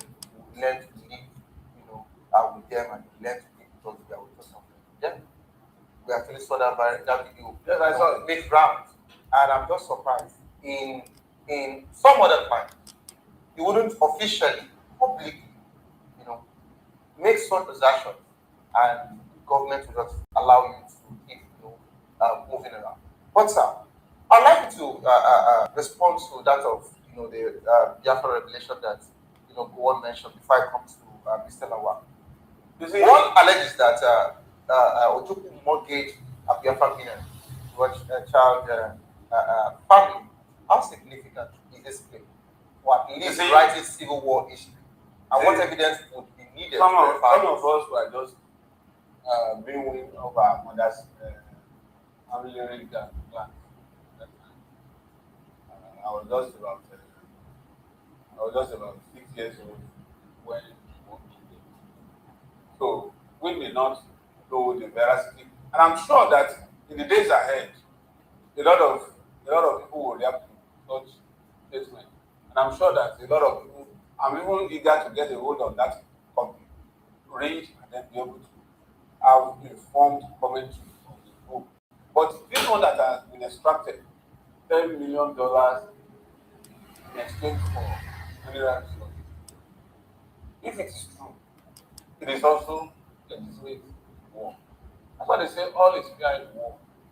If Nigerian government could go get cash, maybe from road change or whatever, when Obama decided not to give us arms to fight Boko Haram, and we had to move to South Africa to get arms and ammunition from black market. It's our money. Was it budgeted for? But the exigency will make us do it.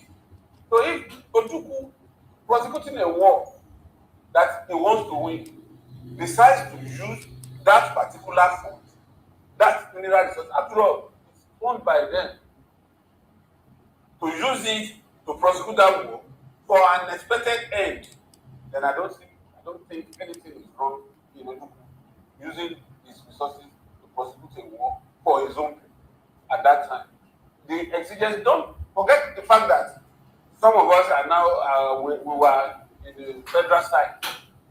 But the first law of nature is self-preservation.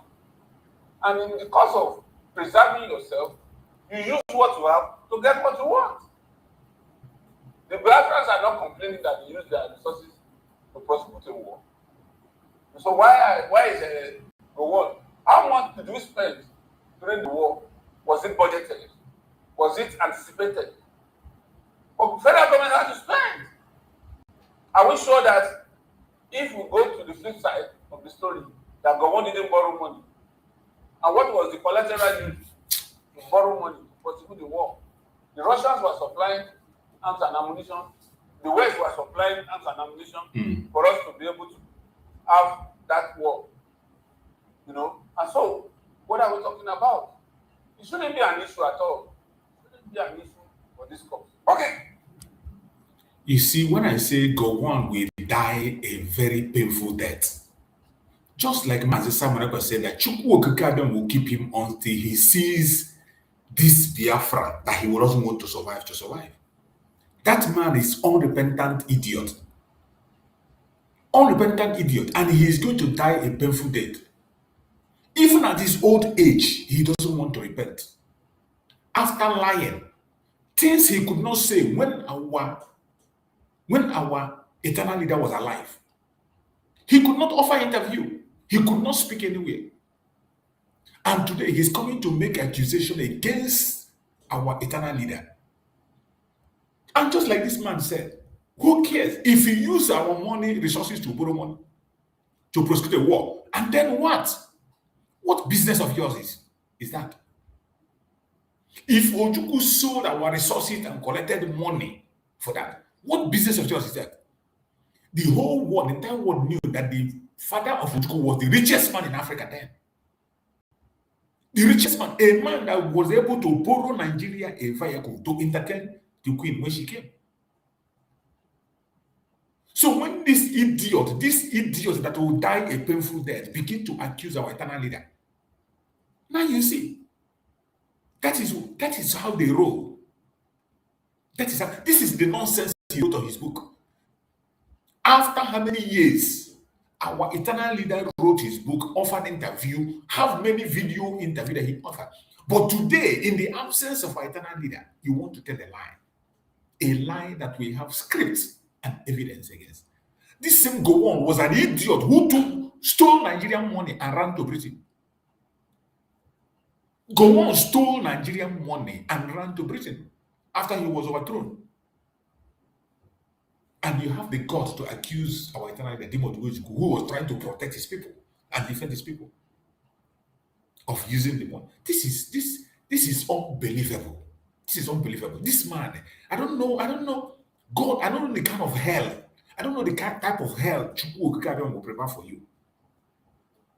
I don't know the kind of hell Chukwu can prepare for you. Idiots. And just like you said, my biggest problem as regards to some statement like this coming from elder statement, Elder statement, my food. that we don't even know which of the history that can be corrected or that is even correct as we speak, because whenever everyone is to write their personal memory now, what they put there is not what we're told. Why didn't he write his own when his fellow people who were there were alive? Keep asking the question, why they kill it? And it's looking like they're even forcing it on Nigerians to actually believe that this is what this is what the real story is. But let me come to you, Mr. Lawa.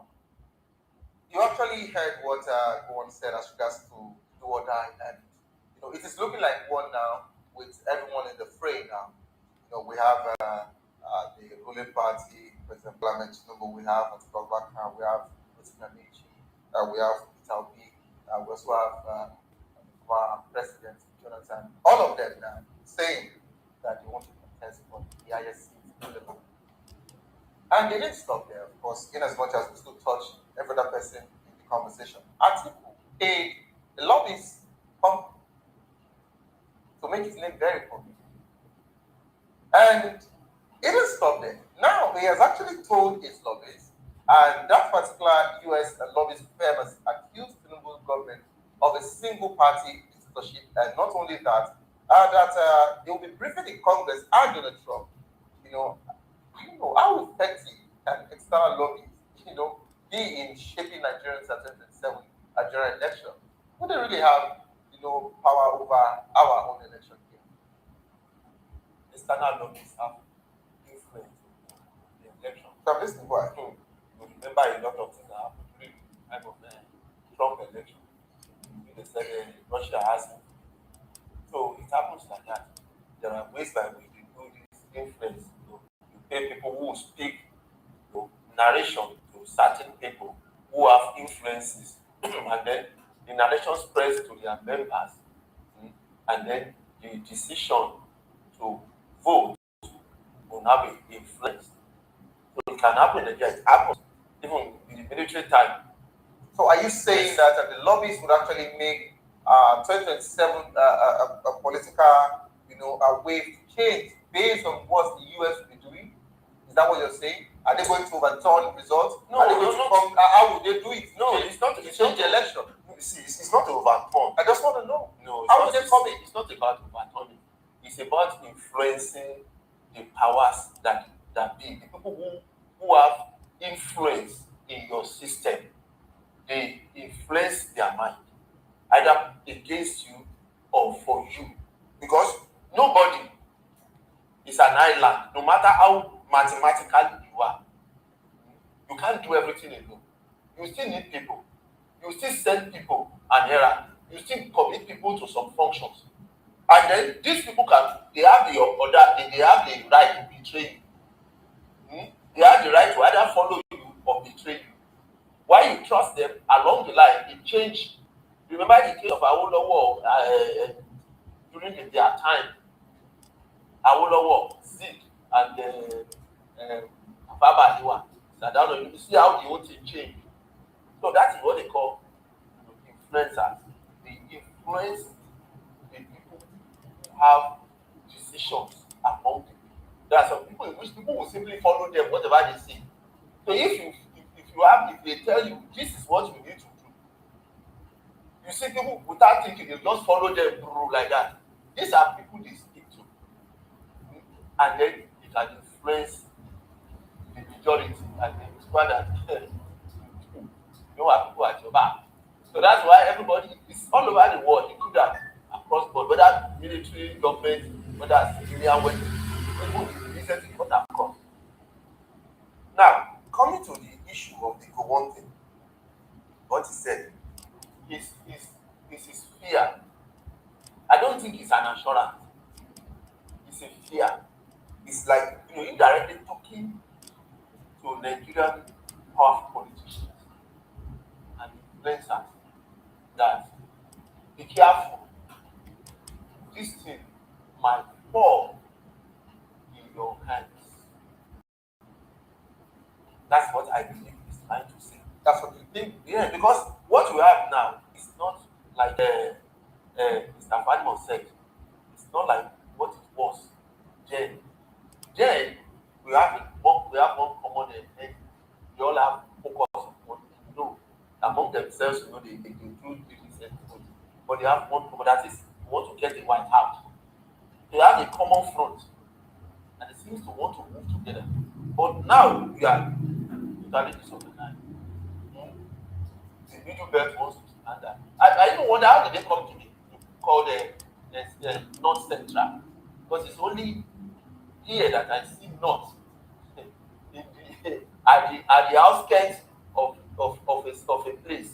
It's supposed to be at the center now. When you say center, if you say North Central, it's supposed to be at the center of the northern states. But you see it in between the west, the east, and the north. So that can be central. It's supposed to be middle belt or mid Nigeria. But why is it called central? Now those people are waking up now that they, for calling us central, north. You are putting us under yourself. We are supposed to be middle belt and standard. They are coming up now. Now, some people are crying because of this terrorists, expanding with impunity and decimating and taking lives, innocent lives, across board, better the military, and they don't take prisoners. So they have their agenda. Everybody is running all over the place. You have the issue of the economy, so many other things. So that stability of them is not what we have now. All right. Thank you so much, Mr. Law, for that particular one. Let me bring it back to you. Now, of course, in as much as also respond to the intervention, let's what that Trump and Congress administration can actually do, if at all they get involved as regards to the sovereignty information for Nigeria.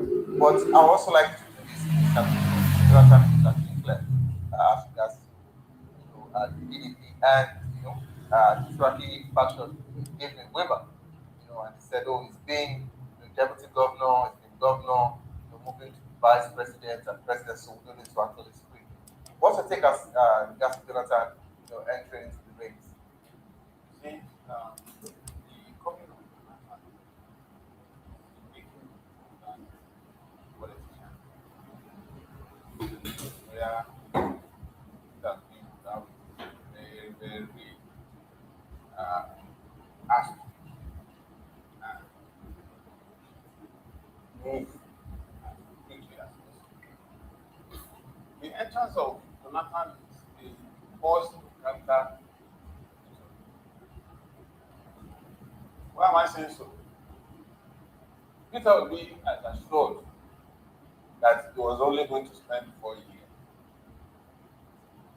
But given the antecedent of Jonathan and some other politicians that the Northerners feel they cannot handle another Jonathan. Jonathan gave them his word that he was going to complete 2 years of Yaradua and 1 term, that he was not going to contest in 2015. But he came on strong against that conventional gentleman and ran for that election. They are now having a feeling that can we trust P2B? Because P2B has constitutional right to 2 terms in office. And so they are looking at which one do we do?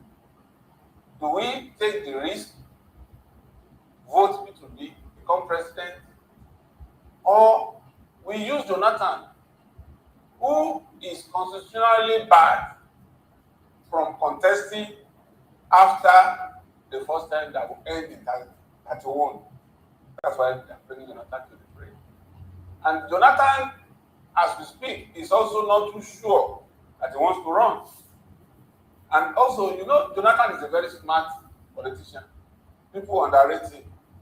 You know what he did when Alamisiel had his trouble. he was running and hiding as if he doesn't want to be governor.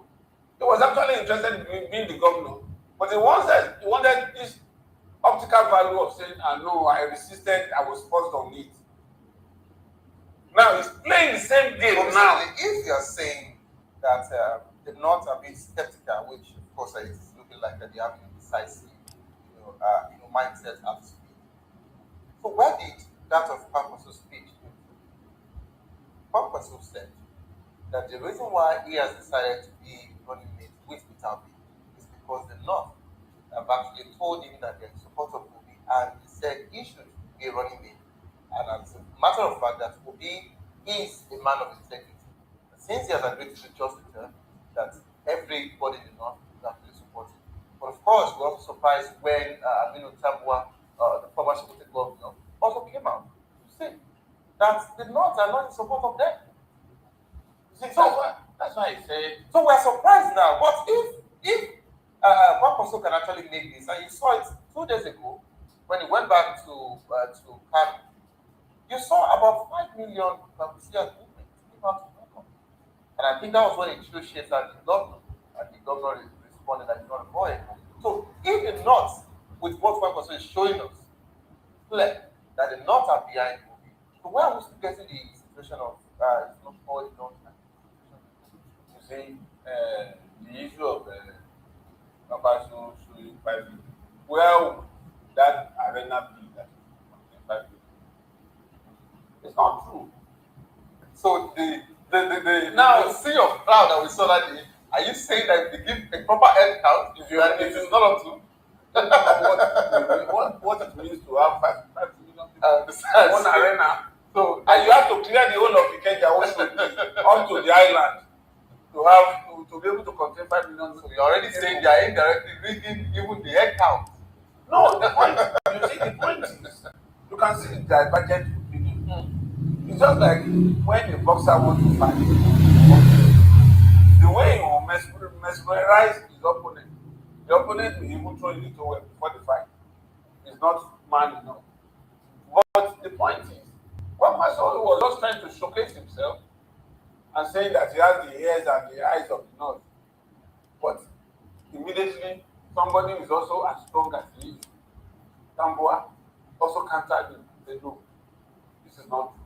So you can now see that they are just playing chess game. Okay. Between now and end of the month, Jonathan is also smart. He allowed himself an escape route.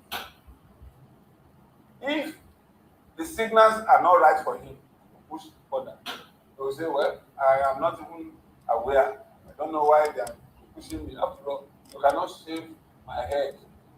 My absence. So I was not there. How did they conduct the primary? How did they arrive at my day and all that? And since I'm not bothered for that, just practically without death to his image. But if the optics are right, he will throw in the start in the ring. Okay. I want to come. Mr. Lawa, let me come to you. I think at some point we have to suspend Mr. Lee if he's also a spokesman for Jonathan. Because the pattern is looking clearer on a daily basis. Now, Mr. Lawa, let me come to you. Obi actually, came out part of both in the NDC, and nobody's, it has to be the only aspirant. Nobody's even coming out to say, oh no, I want to come out to be president. He is the only person. And this is actually a free flow for him. What would you say as regards to this? Because some people actually made that statement, when articles come, actually Jelly Momodu has also said, people in APC have also said that Obi usually run away from, permanence. He doesn't like permanence at all. Just like we get called in a ready-made food kind of ticket, And the PRP also mentioned, government, he also mentioned that statement that they were the first that Obi actually came to us at the time, but when they said they are not giving Obi and so automatic tickets, that they don't do such politics, that was why they left and moved to that NDC. Unopposed, presidential ticket. What's your take as to that? One thing is, I'm saying God argued for. Now, one thing is this. Nobody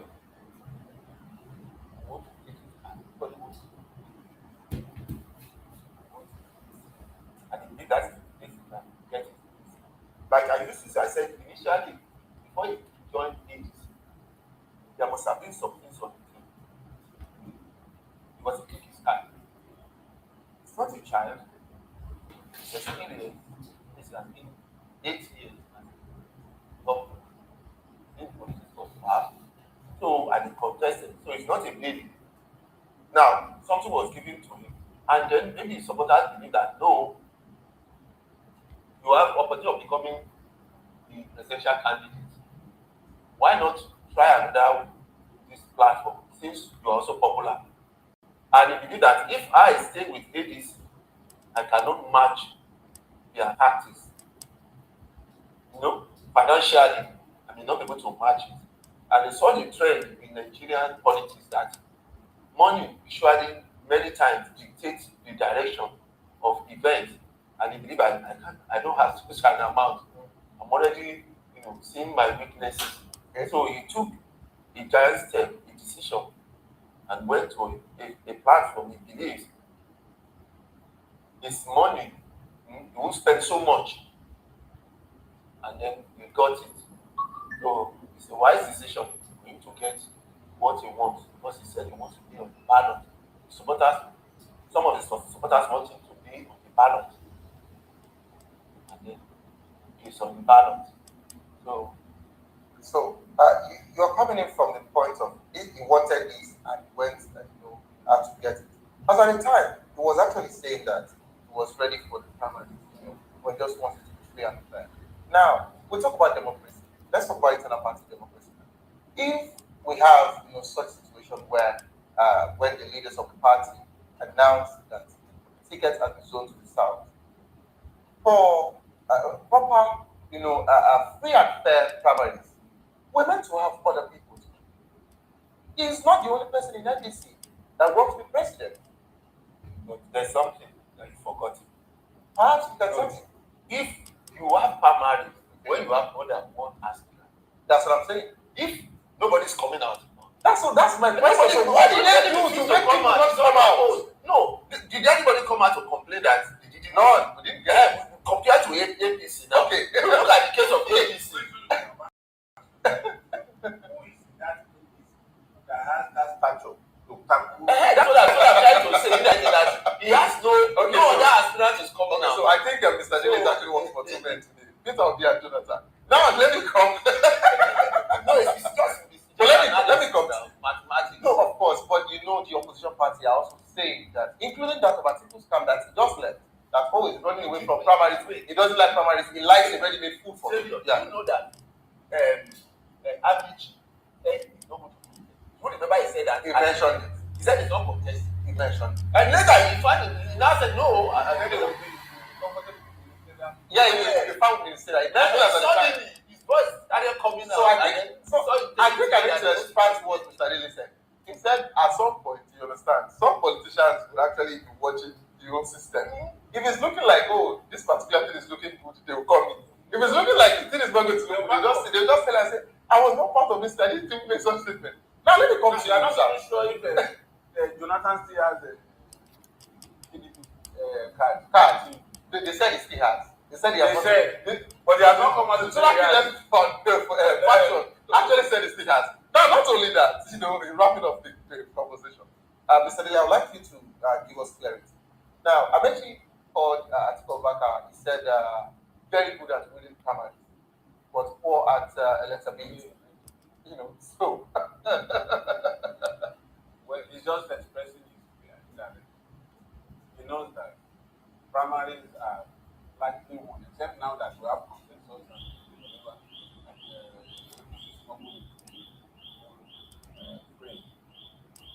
Are you against consensus candidates? I'm against it. Why? Because it doesn't give contestation. See, politics is about content. The moment you now begin to say, okay, I'm allotting this position to you, then it's an appointed post. It's no longer elective. It's appointed. In the course of this consensus arrangement, a lot of people that would have been better than the candidate that emerged would have emerged. But now, what makes you think that I just said not be a better candidate to that. But he said when he got there at 10 p.m., they gave him a phone that someone wants to speak with him, and it was the president. And he said that and he said the man started by saying SMA, by calling him his name and his political name. His political name, and they called him his not to calm him down. And that was it. And so what I'm saying in essence is I am not an apostle of consensus candidates. Now, to your question, if you are not an apostle of consensus candidates, yet he said that the free flow we had, in NBC is okay. Nobody. Let us go to another. You have heard them. We took the most important aspect was the speech of Gowon, where Gowon tried to make his false accusation in his books and all the lies that Gowon is telling. And tomorrow, I think I will elaborate much on that. I'm going to use that again for tomorrow program. Hopefully my brother Christian will be there so that we can be able to digest more on that very issue, because we will not allow these lies to fly. Any lie against our eternal leader, lies against our supreme leader, lies against our prime minister, we will tackle them and tackle them to the highest level. These lies must not allow to fly. We must not allow them to fly. Because if you don't respond to them, before you know it, the youth of the generation will begin to believe it to be the truth. So that is why it is important that we tackle some of these lies. Once we see them, we face them head on. We trash it, we face it, and we go after it immediately. So tomorrow we are going to still go back to that very, very, very aspect. You see, that's why I say the importance of going to their media. We go to their media and we pick the information that concerns us. Those information that concerns us, we pick them and we trash them and talk about it. Very important. So tomorrow we are going to go into that tomorrow. We are going to do that tomorrow. By the grace of Chukwu, we will dive into that tomorrow and be able to trash those lies. Because these people will never change. They will never change. Just when you think they will change, you just discover that they are unrepentant criminals. That is what they are. So let us take the last one before we leave. Let's take the last update in their media again. Let's go back to their media and take this last update and see what they have to offer. These are very important. There's no way you can run away from their media, because if you don't listen to them, you wouldn't know how to respond to all their lies. Has invalidated guidelines by the Independent National Electoral Commission mandating political parties to submit a register and database of all members on May 10 to be eligible to contest for the 2027 general elections. MG Umar delivered the judgment today in a suit filed by the Youth Party, compelling INEC to follow the 120 days pre-election deadline prescribed by the Electoral Act 2026 for the submission of party registers. Well, all registered parties, according to Mr. Umar, have until September to submit an updated list of all party members, nullifying the initial May 10 deadline. The judgment gives politicians who have lost primary elections in their respective parties the leeway to defect to another political party to continue their ambitions. The presidential and National Assembly elections have been scheduled for January 16, 2027, while governorship and state houses of assembly poll need these individuals. They come into the communities, settle, ask questions, make observations, and then carry out their act. So in this particular regard, is it Nigerians that are doing what they're doing to themselves?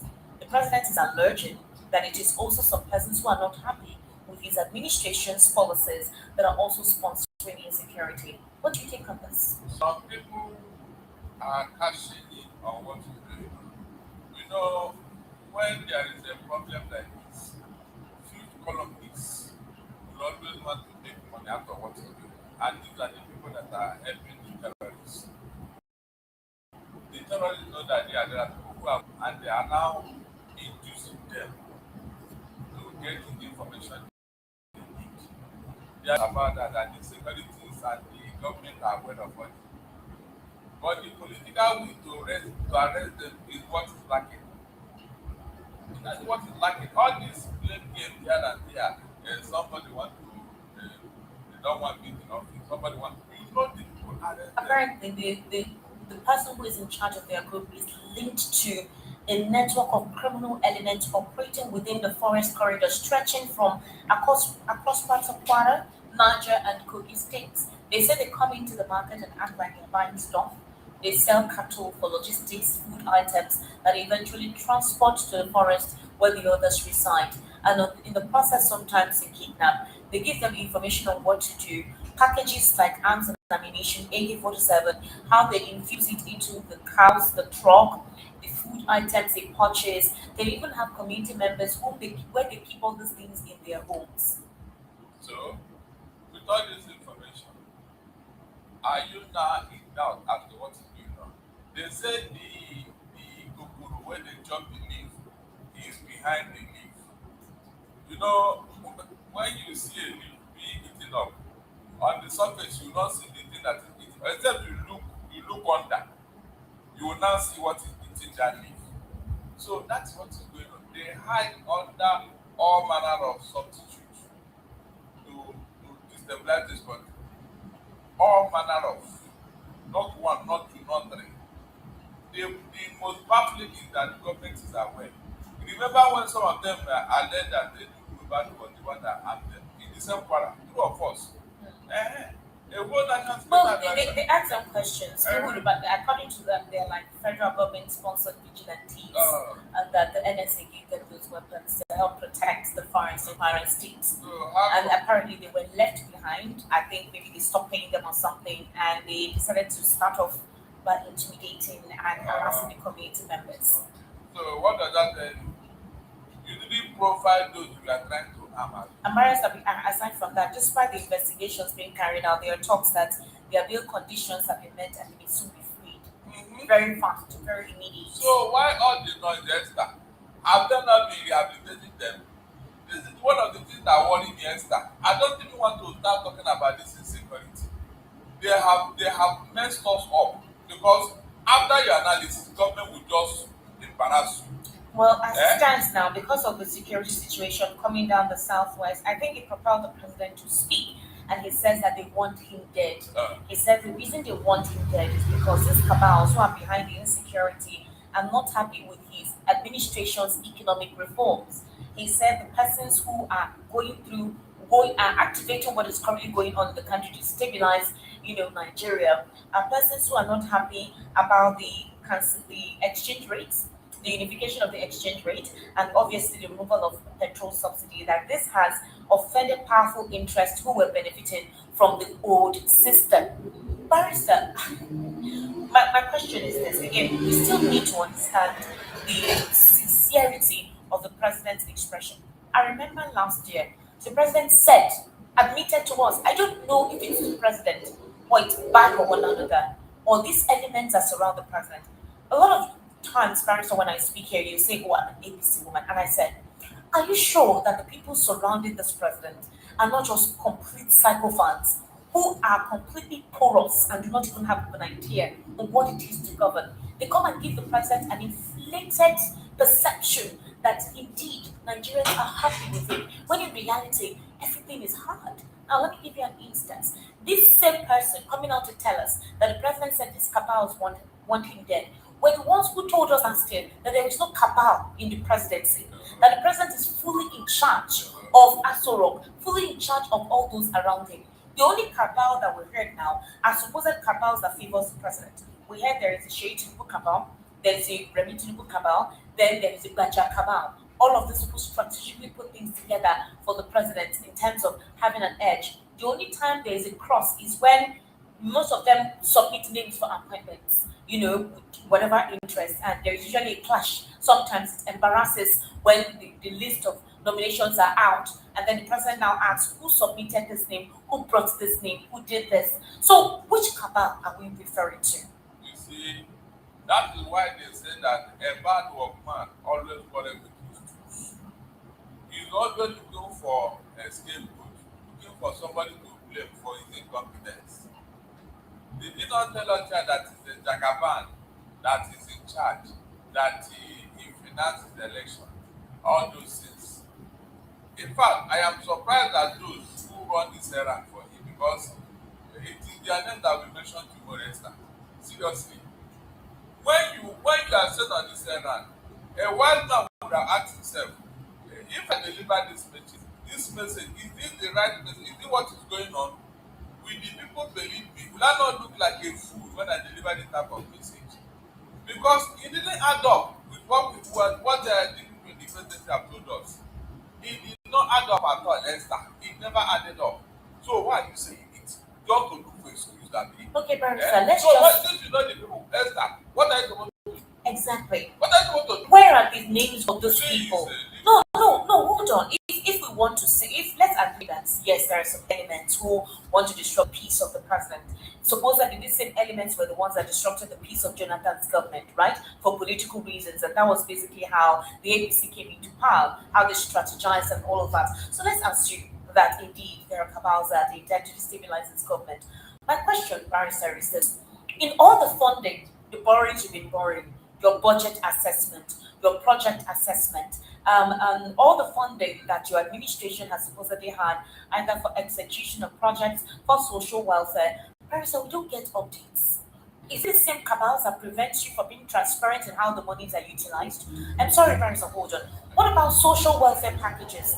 Indeed, you said that it's because you remove fuel subsidy. Okay, is it not the same cabals that are benefiting from this supposed subsidy removal? Barrister, the licensed individuals who distribute petrol, who are they friends of? Who are the people collecting the money in the NNPC from Dangote refinery? We want to understand if indeed fuel subsidy has been completely removed, what were the checks and balance to monitor it? Barrister, do you know that indeed the governors are giving the money? But did you hear that these governors were siphoning almost 800 billion naira from this funded supposed amount from petrol subsidy to their private account for the re-election of the president ahead of 2027, something that almost exposed and deteriorated the Progressive Governors Forum. So we want to understand, do they think Nigerians will not ask the potent questions, or do they think Nigerians will, as usual, maybe they think Nigerians are sentimental and intellectually porous, they would absorb any information that is being fed to them without questions being asked? Everybody has been compromised. That is why I blame those at the crunch. Because they all claim to be Nadeko fighters and all that. Extra. I said it in the morning. Let nobody come and tell me about Nadeko again. I am telling you, I was thinking and expecting those people to tell the hope that this is not the spirit of Nadeko. This is not what they fought for. This is not what was the intention of Nadeko. But they did it. Rather, they were there speaking from both sides of their mouths. And they call themselves elder statesmen. So if elder statesmen cannot tell the truth, elder, who will tell the truth? Who will tell the truth? That is the question here. I will advise those elders, they stop running errands like small children. Because it is very embarrassing. After seeing what your man is doing, you could not tell him that, look, this is not what Nadeko stands for. Tell him the truth. Tell him the truth. That's what will help this country. Was it what you fought for in Nadeko? Tell me the truth. Is that what Nadeko stood for? Is that what Abiola stood for? And so when you talk, you ask yourself, listen, I'm saying, is that the truth? Is that what I'm supposed to say? Else I remember there was a time this same elder system were used to bring in Abasa when they had crisis in Lagos State House of Assembly. You remember? They were used. They were told to make Abasa have a soft landing. Then they will pull him out, then later he will go back and then resign honorably later. Is that not what happened? Very true. Immediately they accomplished that, what happened? Abasa stayed put. And they did not ask themselves, why did they mess up like can you hold your thoughts? Let's take this very short break. Please, we'll be right back. Right. Kind of stay with us. You're still listening to the World News right here in Voice of the People, 90.3 FM. On Central and in the northern region is now coming down to the southwest, because as of yesterday we heard that in Oyo State they were bringing down billboards of President Bola Ahmed Tinubu, and then we're hearing some Nigerians say divide Nigeria. I think I saw a Facebook post of an elderly woman in Oyo State who was saying, Hausa Fulani, go and have your country, Yoruba Igbo, go and have your country, and some people in the comment section were saying, we with Yoruba. Yoruba has destroyed this nation. Different insinuations, and this is not the time to be having such tribal sentiment, such tribal coloration, because the deed is affecting everybody across board, and it's bad. Marisa, the president is talking about democracy. Yesterday in Oshodi, around Mafuluku, because of primaries, persons were macheted. This is the same political party. There were thugs deployed because of their different candidates. They macheted people. People were running. Even in the primary school, the students saw what happened. It got to a point that someone who had already been dead, they came back to slash the dead body. Here in Lagos at Mafoko yesterday, and I saw some Nigerians saying, you people who think you want to come and vote against Tinubu or APC in 2027 elections, this is a prelude to what you people who are not something indigenous or whatever will experience. And I'm sure the DSS sees all those comments and they don't say anything. Some Nigerians don't mind things happening like this so long as this party remains in power and the president remains in power. So, when we are saying it here, that tribalism is the very first thing that will destroy Nigeria, people will say, why do you say tribalism? But it is playing out before our very eyes. With all the admonishment, with all the caution, with all the, it's like the people that are behind this semester, they don't see it as a problem. What caused the problem in Rwanda was it not the Hutus and the Tutsis, two ethnic groups that could not agree? Is that not the problem? And now, when you see things that happen elsewhere and you want to replicate it here, and you are pretending about it, tribalism, Esther, is at the forefront of the destruction of Nigeria. No, the president is insisting. The president is insisting that democracy is important. To retain democracy means to be in charge of a federal republic of Nigeria. So the people who are asking for the division of Nigeria, if the president is insisting on one Nigeria, then who are those specifically the supporters of the government who are saying let Nigeria divide? Esther, forget about what is being said. Look at what is being done. Did you hear me? Forget about what is being said. Look at what is being done. Action speaks louder than words. The person that is talking, what has he done to unite this country? With the appointment he has made so fast, with the way he has been doing things, with the body language, does that man represent unity? Enter, tell me the truth. Does he? You can see. Does he represent unity with all he has done so far? The answer is capital no. So why are you saying it? Why are you saying? Meanwhile, your dogs are here causing problem. Your dogs are here. MC Oluomo is telling you not to break court order until you, the president says so. What kind of mess is this, Esther? No, tell me. Let us see what you are doing, not what you are saying. We are tired of rhetorics. Let us see it. Esther, do you know what will happen today if the state government or the Labour state government gives issue an order and in fact pass a law? There shall be no thuggery in Lagos again. If you are caught thuggery in any form or shape, either in the motor park or in the marketplace or during political whatever, you are on your own. Pass that law and implement it. Esther, do you think this will happen? Do you think it will happen? But look at how they look the other side when this is happening. They will look the other side. They pretend as if they didn't see or know what is going on. And so who armed them? Who told them to do what they are doing? Well, Barrister, how does the government explain the removal of fuel subsidy without providing sufficient alternatives to cushion the suffering of ordinary Nigerians? Because according to the president, they said they were going to do cash transfers, the student loans, CNG buses, wage awards to workers. But Nigerians are saying that these measures are insufficient or they are being poorly implemented. So who are those receiving this cash without names? We don't know. If we're having insecurity in the north central, some major parts of the north, which we know in some communities there's major poverty, or even in the southeast and some parts of the southwest, where are the names and communities of those receiving this cash transfer?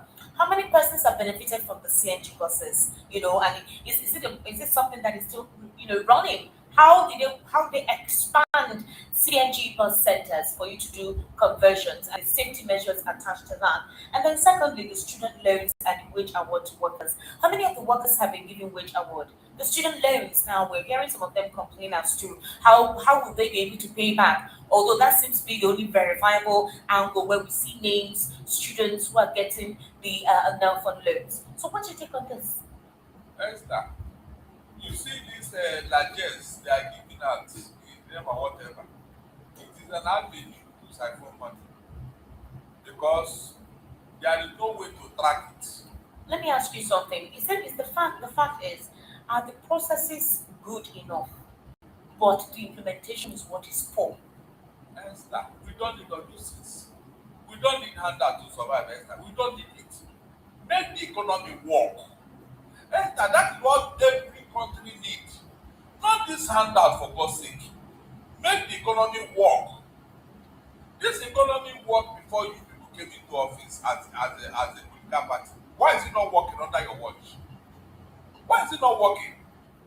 Let the economy work as it used to.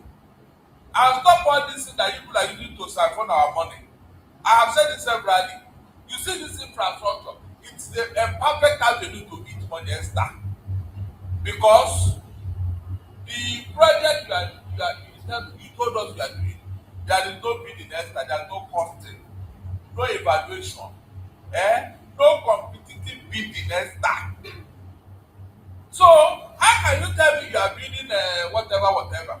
Something that will cost 10 naira, you just add 0.000, it becomes 10 billion. And then after constructing the thing with 10 naira, the other money, nobody will ask this one, nobody will know where it went. And this Lagos Calabar Coastal Road, is it not a good example, Esther? That is what we are saying here. Is it not a good example? At least that's why it's very obvious to everybody. That is what we are talking about. You are building something and you are adding money on it. You are adding money. Where is that money going to? Mention any of this construction that anybody has bid. They just award contract to their friends, Chagoni brothers. They just award contract to them without anybody asking questions. I tell you, are building what? Is that hard to build? You are not building anything. You are siphoning money.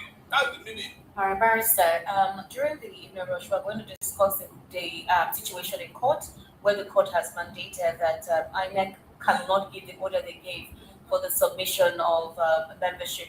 So right now, it's been extended till September. We're going to talk about that during the evening rush, but very quickly, in the case of Fubara. Fubara said he withdrew from the primary for the sake of peace, that his silence is not a silence for nothing. It was very deliberate. But we heard that Fubara's brother secured a governorship ambition farm with the NDC, and there are talks that maybe the brother secured that ticket for him.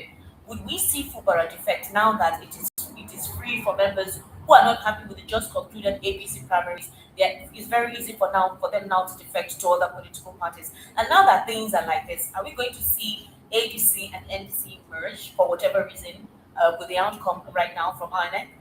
Yes, that with what we learn on the river things, it is the aberration of the higher brother. Seriously. I never thought I believed that something like this can happen. And river people are there to be quiet. If they allow weekend to become whatever, that is their cup of tea. Are you blaming Rivers for Fubara? All of them. One thing I'm very proud and I'm very sure is that such nonsense cannot happen where I come from. Do you think Fubara was threatened not to go for whatever that they need to hit? I remember Rochas Okrocha told his deputy, what was that deputy? That he should go and contest for whatever position and all. You should not think of replacing him, that is funny enough replacing. The man told him that no, you cannot decide my political future. That is Igbo man for you. All the Kanu wanted to play this evil role in Abia. It was his own chief of staff who replaced him, theology, that exposed him and dealt with him. That is Igbo man for you. We don't take nonsense like this, Esther. We don't worship people, we only worship God. I have been saying it here. I said this people should emulate Igbo man in his politics and his business. Why would they have to because look at what's going on, Esther. Is Fubara an Igbo man? He's not an Igbo man. I'm telling them to emulate us, because every time they'll be running you down. Why not showcase what you have, Esther? Yeah, every time they'll be talking down on Igbo man. I don't understand it. How does, I'm sorry, how is the Igbo This context kind of coming in nonsense here? cannot happen in any Igbo land. It can't happen. Let I just give you an example here. That a governor that has left office will from nowhere be dictating for somebody in Igbo land, and Igbo people will watch it, looking at it. What is happening in Imo State? What's happening in Imo State? Are we not seeing impositions? And we're even hearing that whoever is going to take charge from Wokus Odima, hold on, Barrister, that whoever is going to take over from Wokus Odima is someone that will be installed by him. It's not the same antics at play there. Let the election come. Wokus Odima is living in Imo State. Is Wokus Odima in Imo State? Is it not resident in Abuja? So what are you saying? That you don't think he's going to influence anyone who comes in now? Now that he's running for Senate? I said that he's going to resign. Yes. So if he's going to resign, hold on. If he's going to resign, are you saying he's not going to be the one to supposedly bring in somebody that he thinks is his own choice candidate? Who will select the people? They have just brought somebody before, and Igbo State and Igbo people accepted him. You're saying leave that thing. If we're going to assess situations like this, let's be factual about it. Have they brought somebody that and imposed the Igbo people and they accepted it? So what happened in the case of Wokus Odima? What happened? What are you saying? How did you not the court? Oh, you want us to go against the court? What are you talking about? The court. We call him the Supreme Court governor. And not tomorrow he is. He is. So we are waiting for the election proper. They will not decide who will rule us. Nobody can impose any people on his own, except the court will say one thing or the other. We say, okay, court, all right, no problem. Let us wait until the court judgment is over. Because as far as we are concerned, the court judgment in Imo State is still what? Is still existing. Until Wokus Odima leave that place and the election is conducted, we will not choose those who will be our governor. That's what we are saying. But as to this thing that happened in River State, I swear to Almighty God, it cannot happen. It cannot happen anywhere in the service. It can never happen. I'm telling you. This is why they are destroying this democracy and everybody just photo. Just photo, just accept it as if it is the norm. Do you know that if this thing continues, if it continues after 2 or 3 elections like that, it will become a norm. It will become a norm. People will now be appointing governors. Appointing governors, and you people think it's normal. Nobody is talking, nobody challenging it, especially in my own Lagos here, Center of Excellence. Your own Lagos? Yeah, because that's where I live. That's where I live. That's where I build houses. What are you telling me? You build houses here? Wow. So what are you telling me? They are allowed this when you want to talk and give your own opinion directly. They say, no, you are not an indigenous. You should not talk. We want it as it is. Esther, can you imagine? You see this thing they are promoting now, the day it will backfire. They should not call us so. Esther, they should not call us so. We have been saying it loud and clear now. Nobody will hear us so. Because I know that evil can never last forever. The day this thing will boomerang against her, remember that I said something. Remember, because I know that time people will come back. Well, you people were here. You people, you did not do anything. You did not talk. You are looking. They are now promoting it. When it boomerang, let them carry it. Barrister, thank you so much for taking your time and giving us your perspective to some of the questions posed at you. We sincerely do appreciate.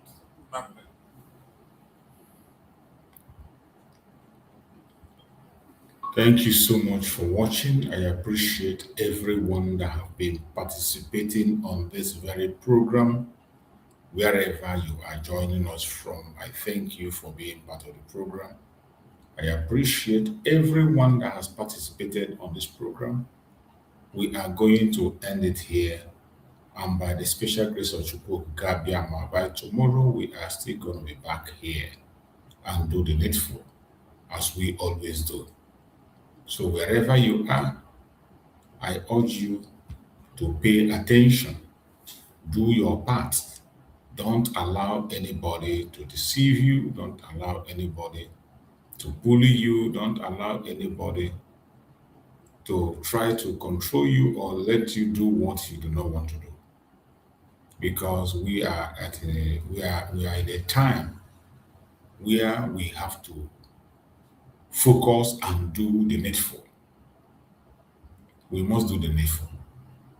No matter what they want to say, no matter what they do, no matter the attack that is coming from right, left, and center, I urge every one of you, wherever you are, to play your own role. Do what you have to do and let the rest be. Don't allow anybody to discourage you. Don't allow anybody to bully you. As long as we are fighting for our freedom, definitely our freedom we must get. So we have to end it here. It's already very late over here. I will see you again tomorrow morning on another powerful section tomorrow. Join us because we are going to dissect Gowon again tomorrow. That Gowon program, we're going to revisit it tomorrow. May Chukwu Okike guide and protect every one of you. May Chukwu Okike guide and protect our Supreme Amazon Nnamdi Kanu and our Prime Minister Mazi Samani. Thank you so much for being part of this program. Good night, everybody. Good night.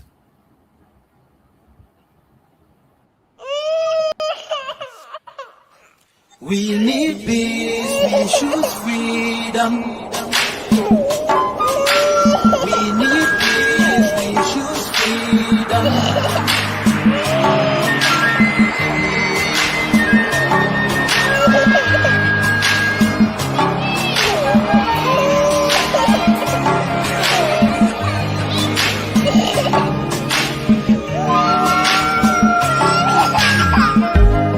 There was a nation living in peace and unity. Yeah. There are people with love and harmony. Oh, yeah. They saw greatness rise up to its purity.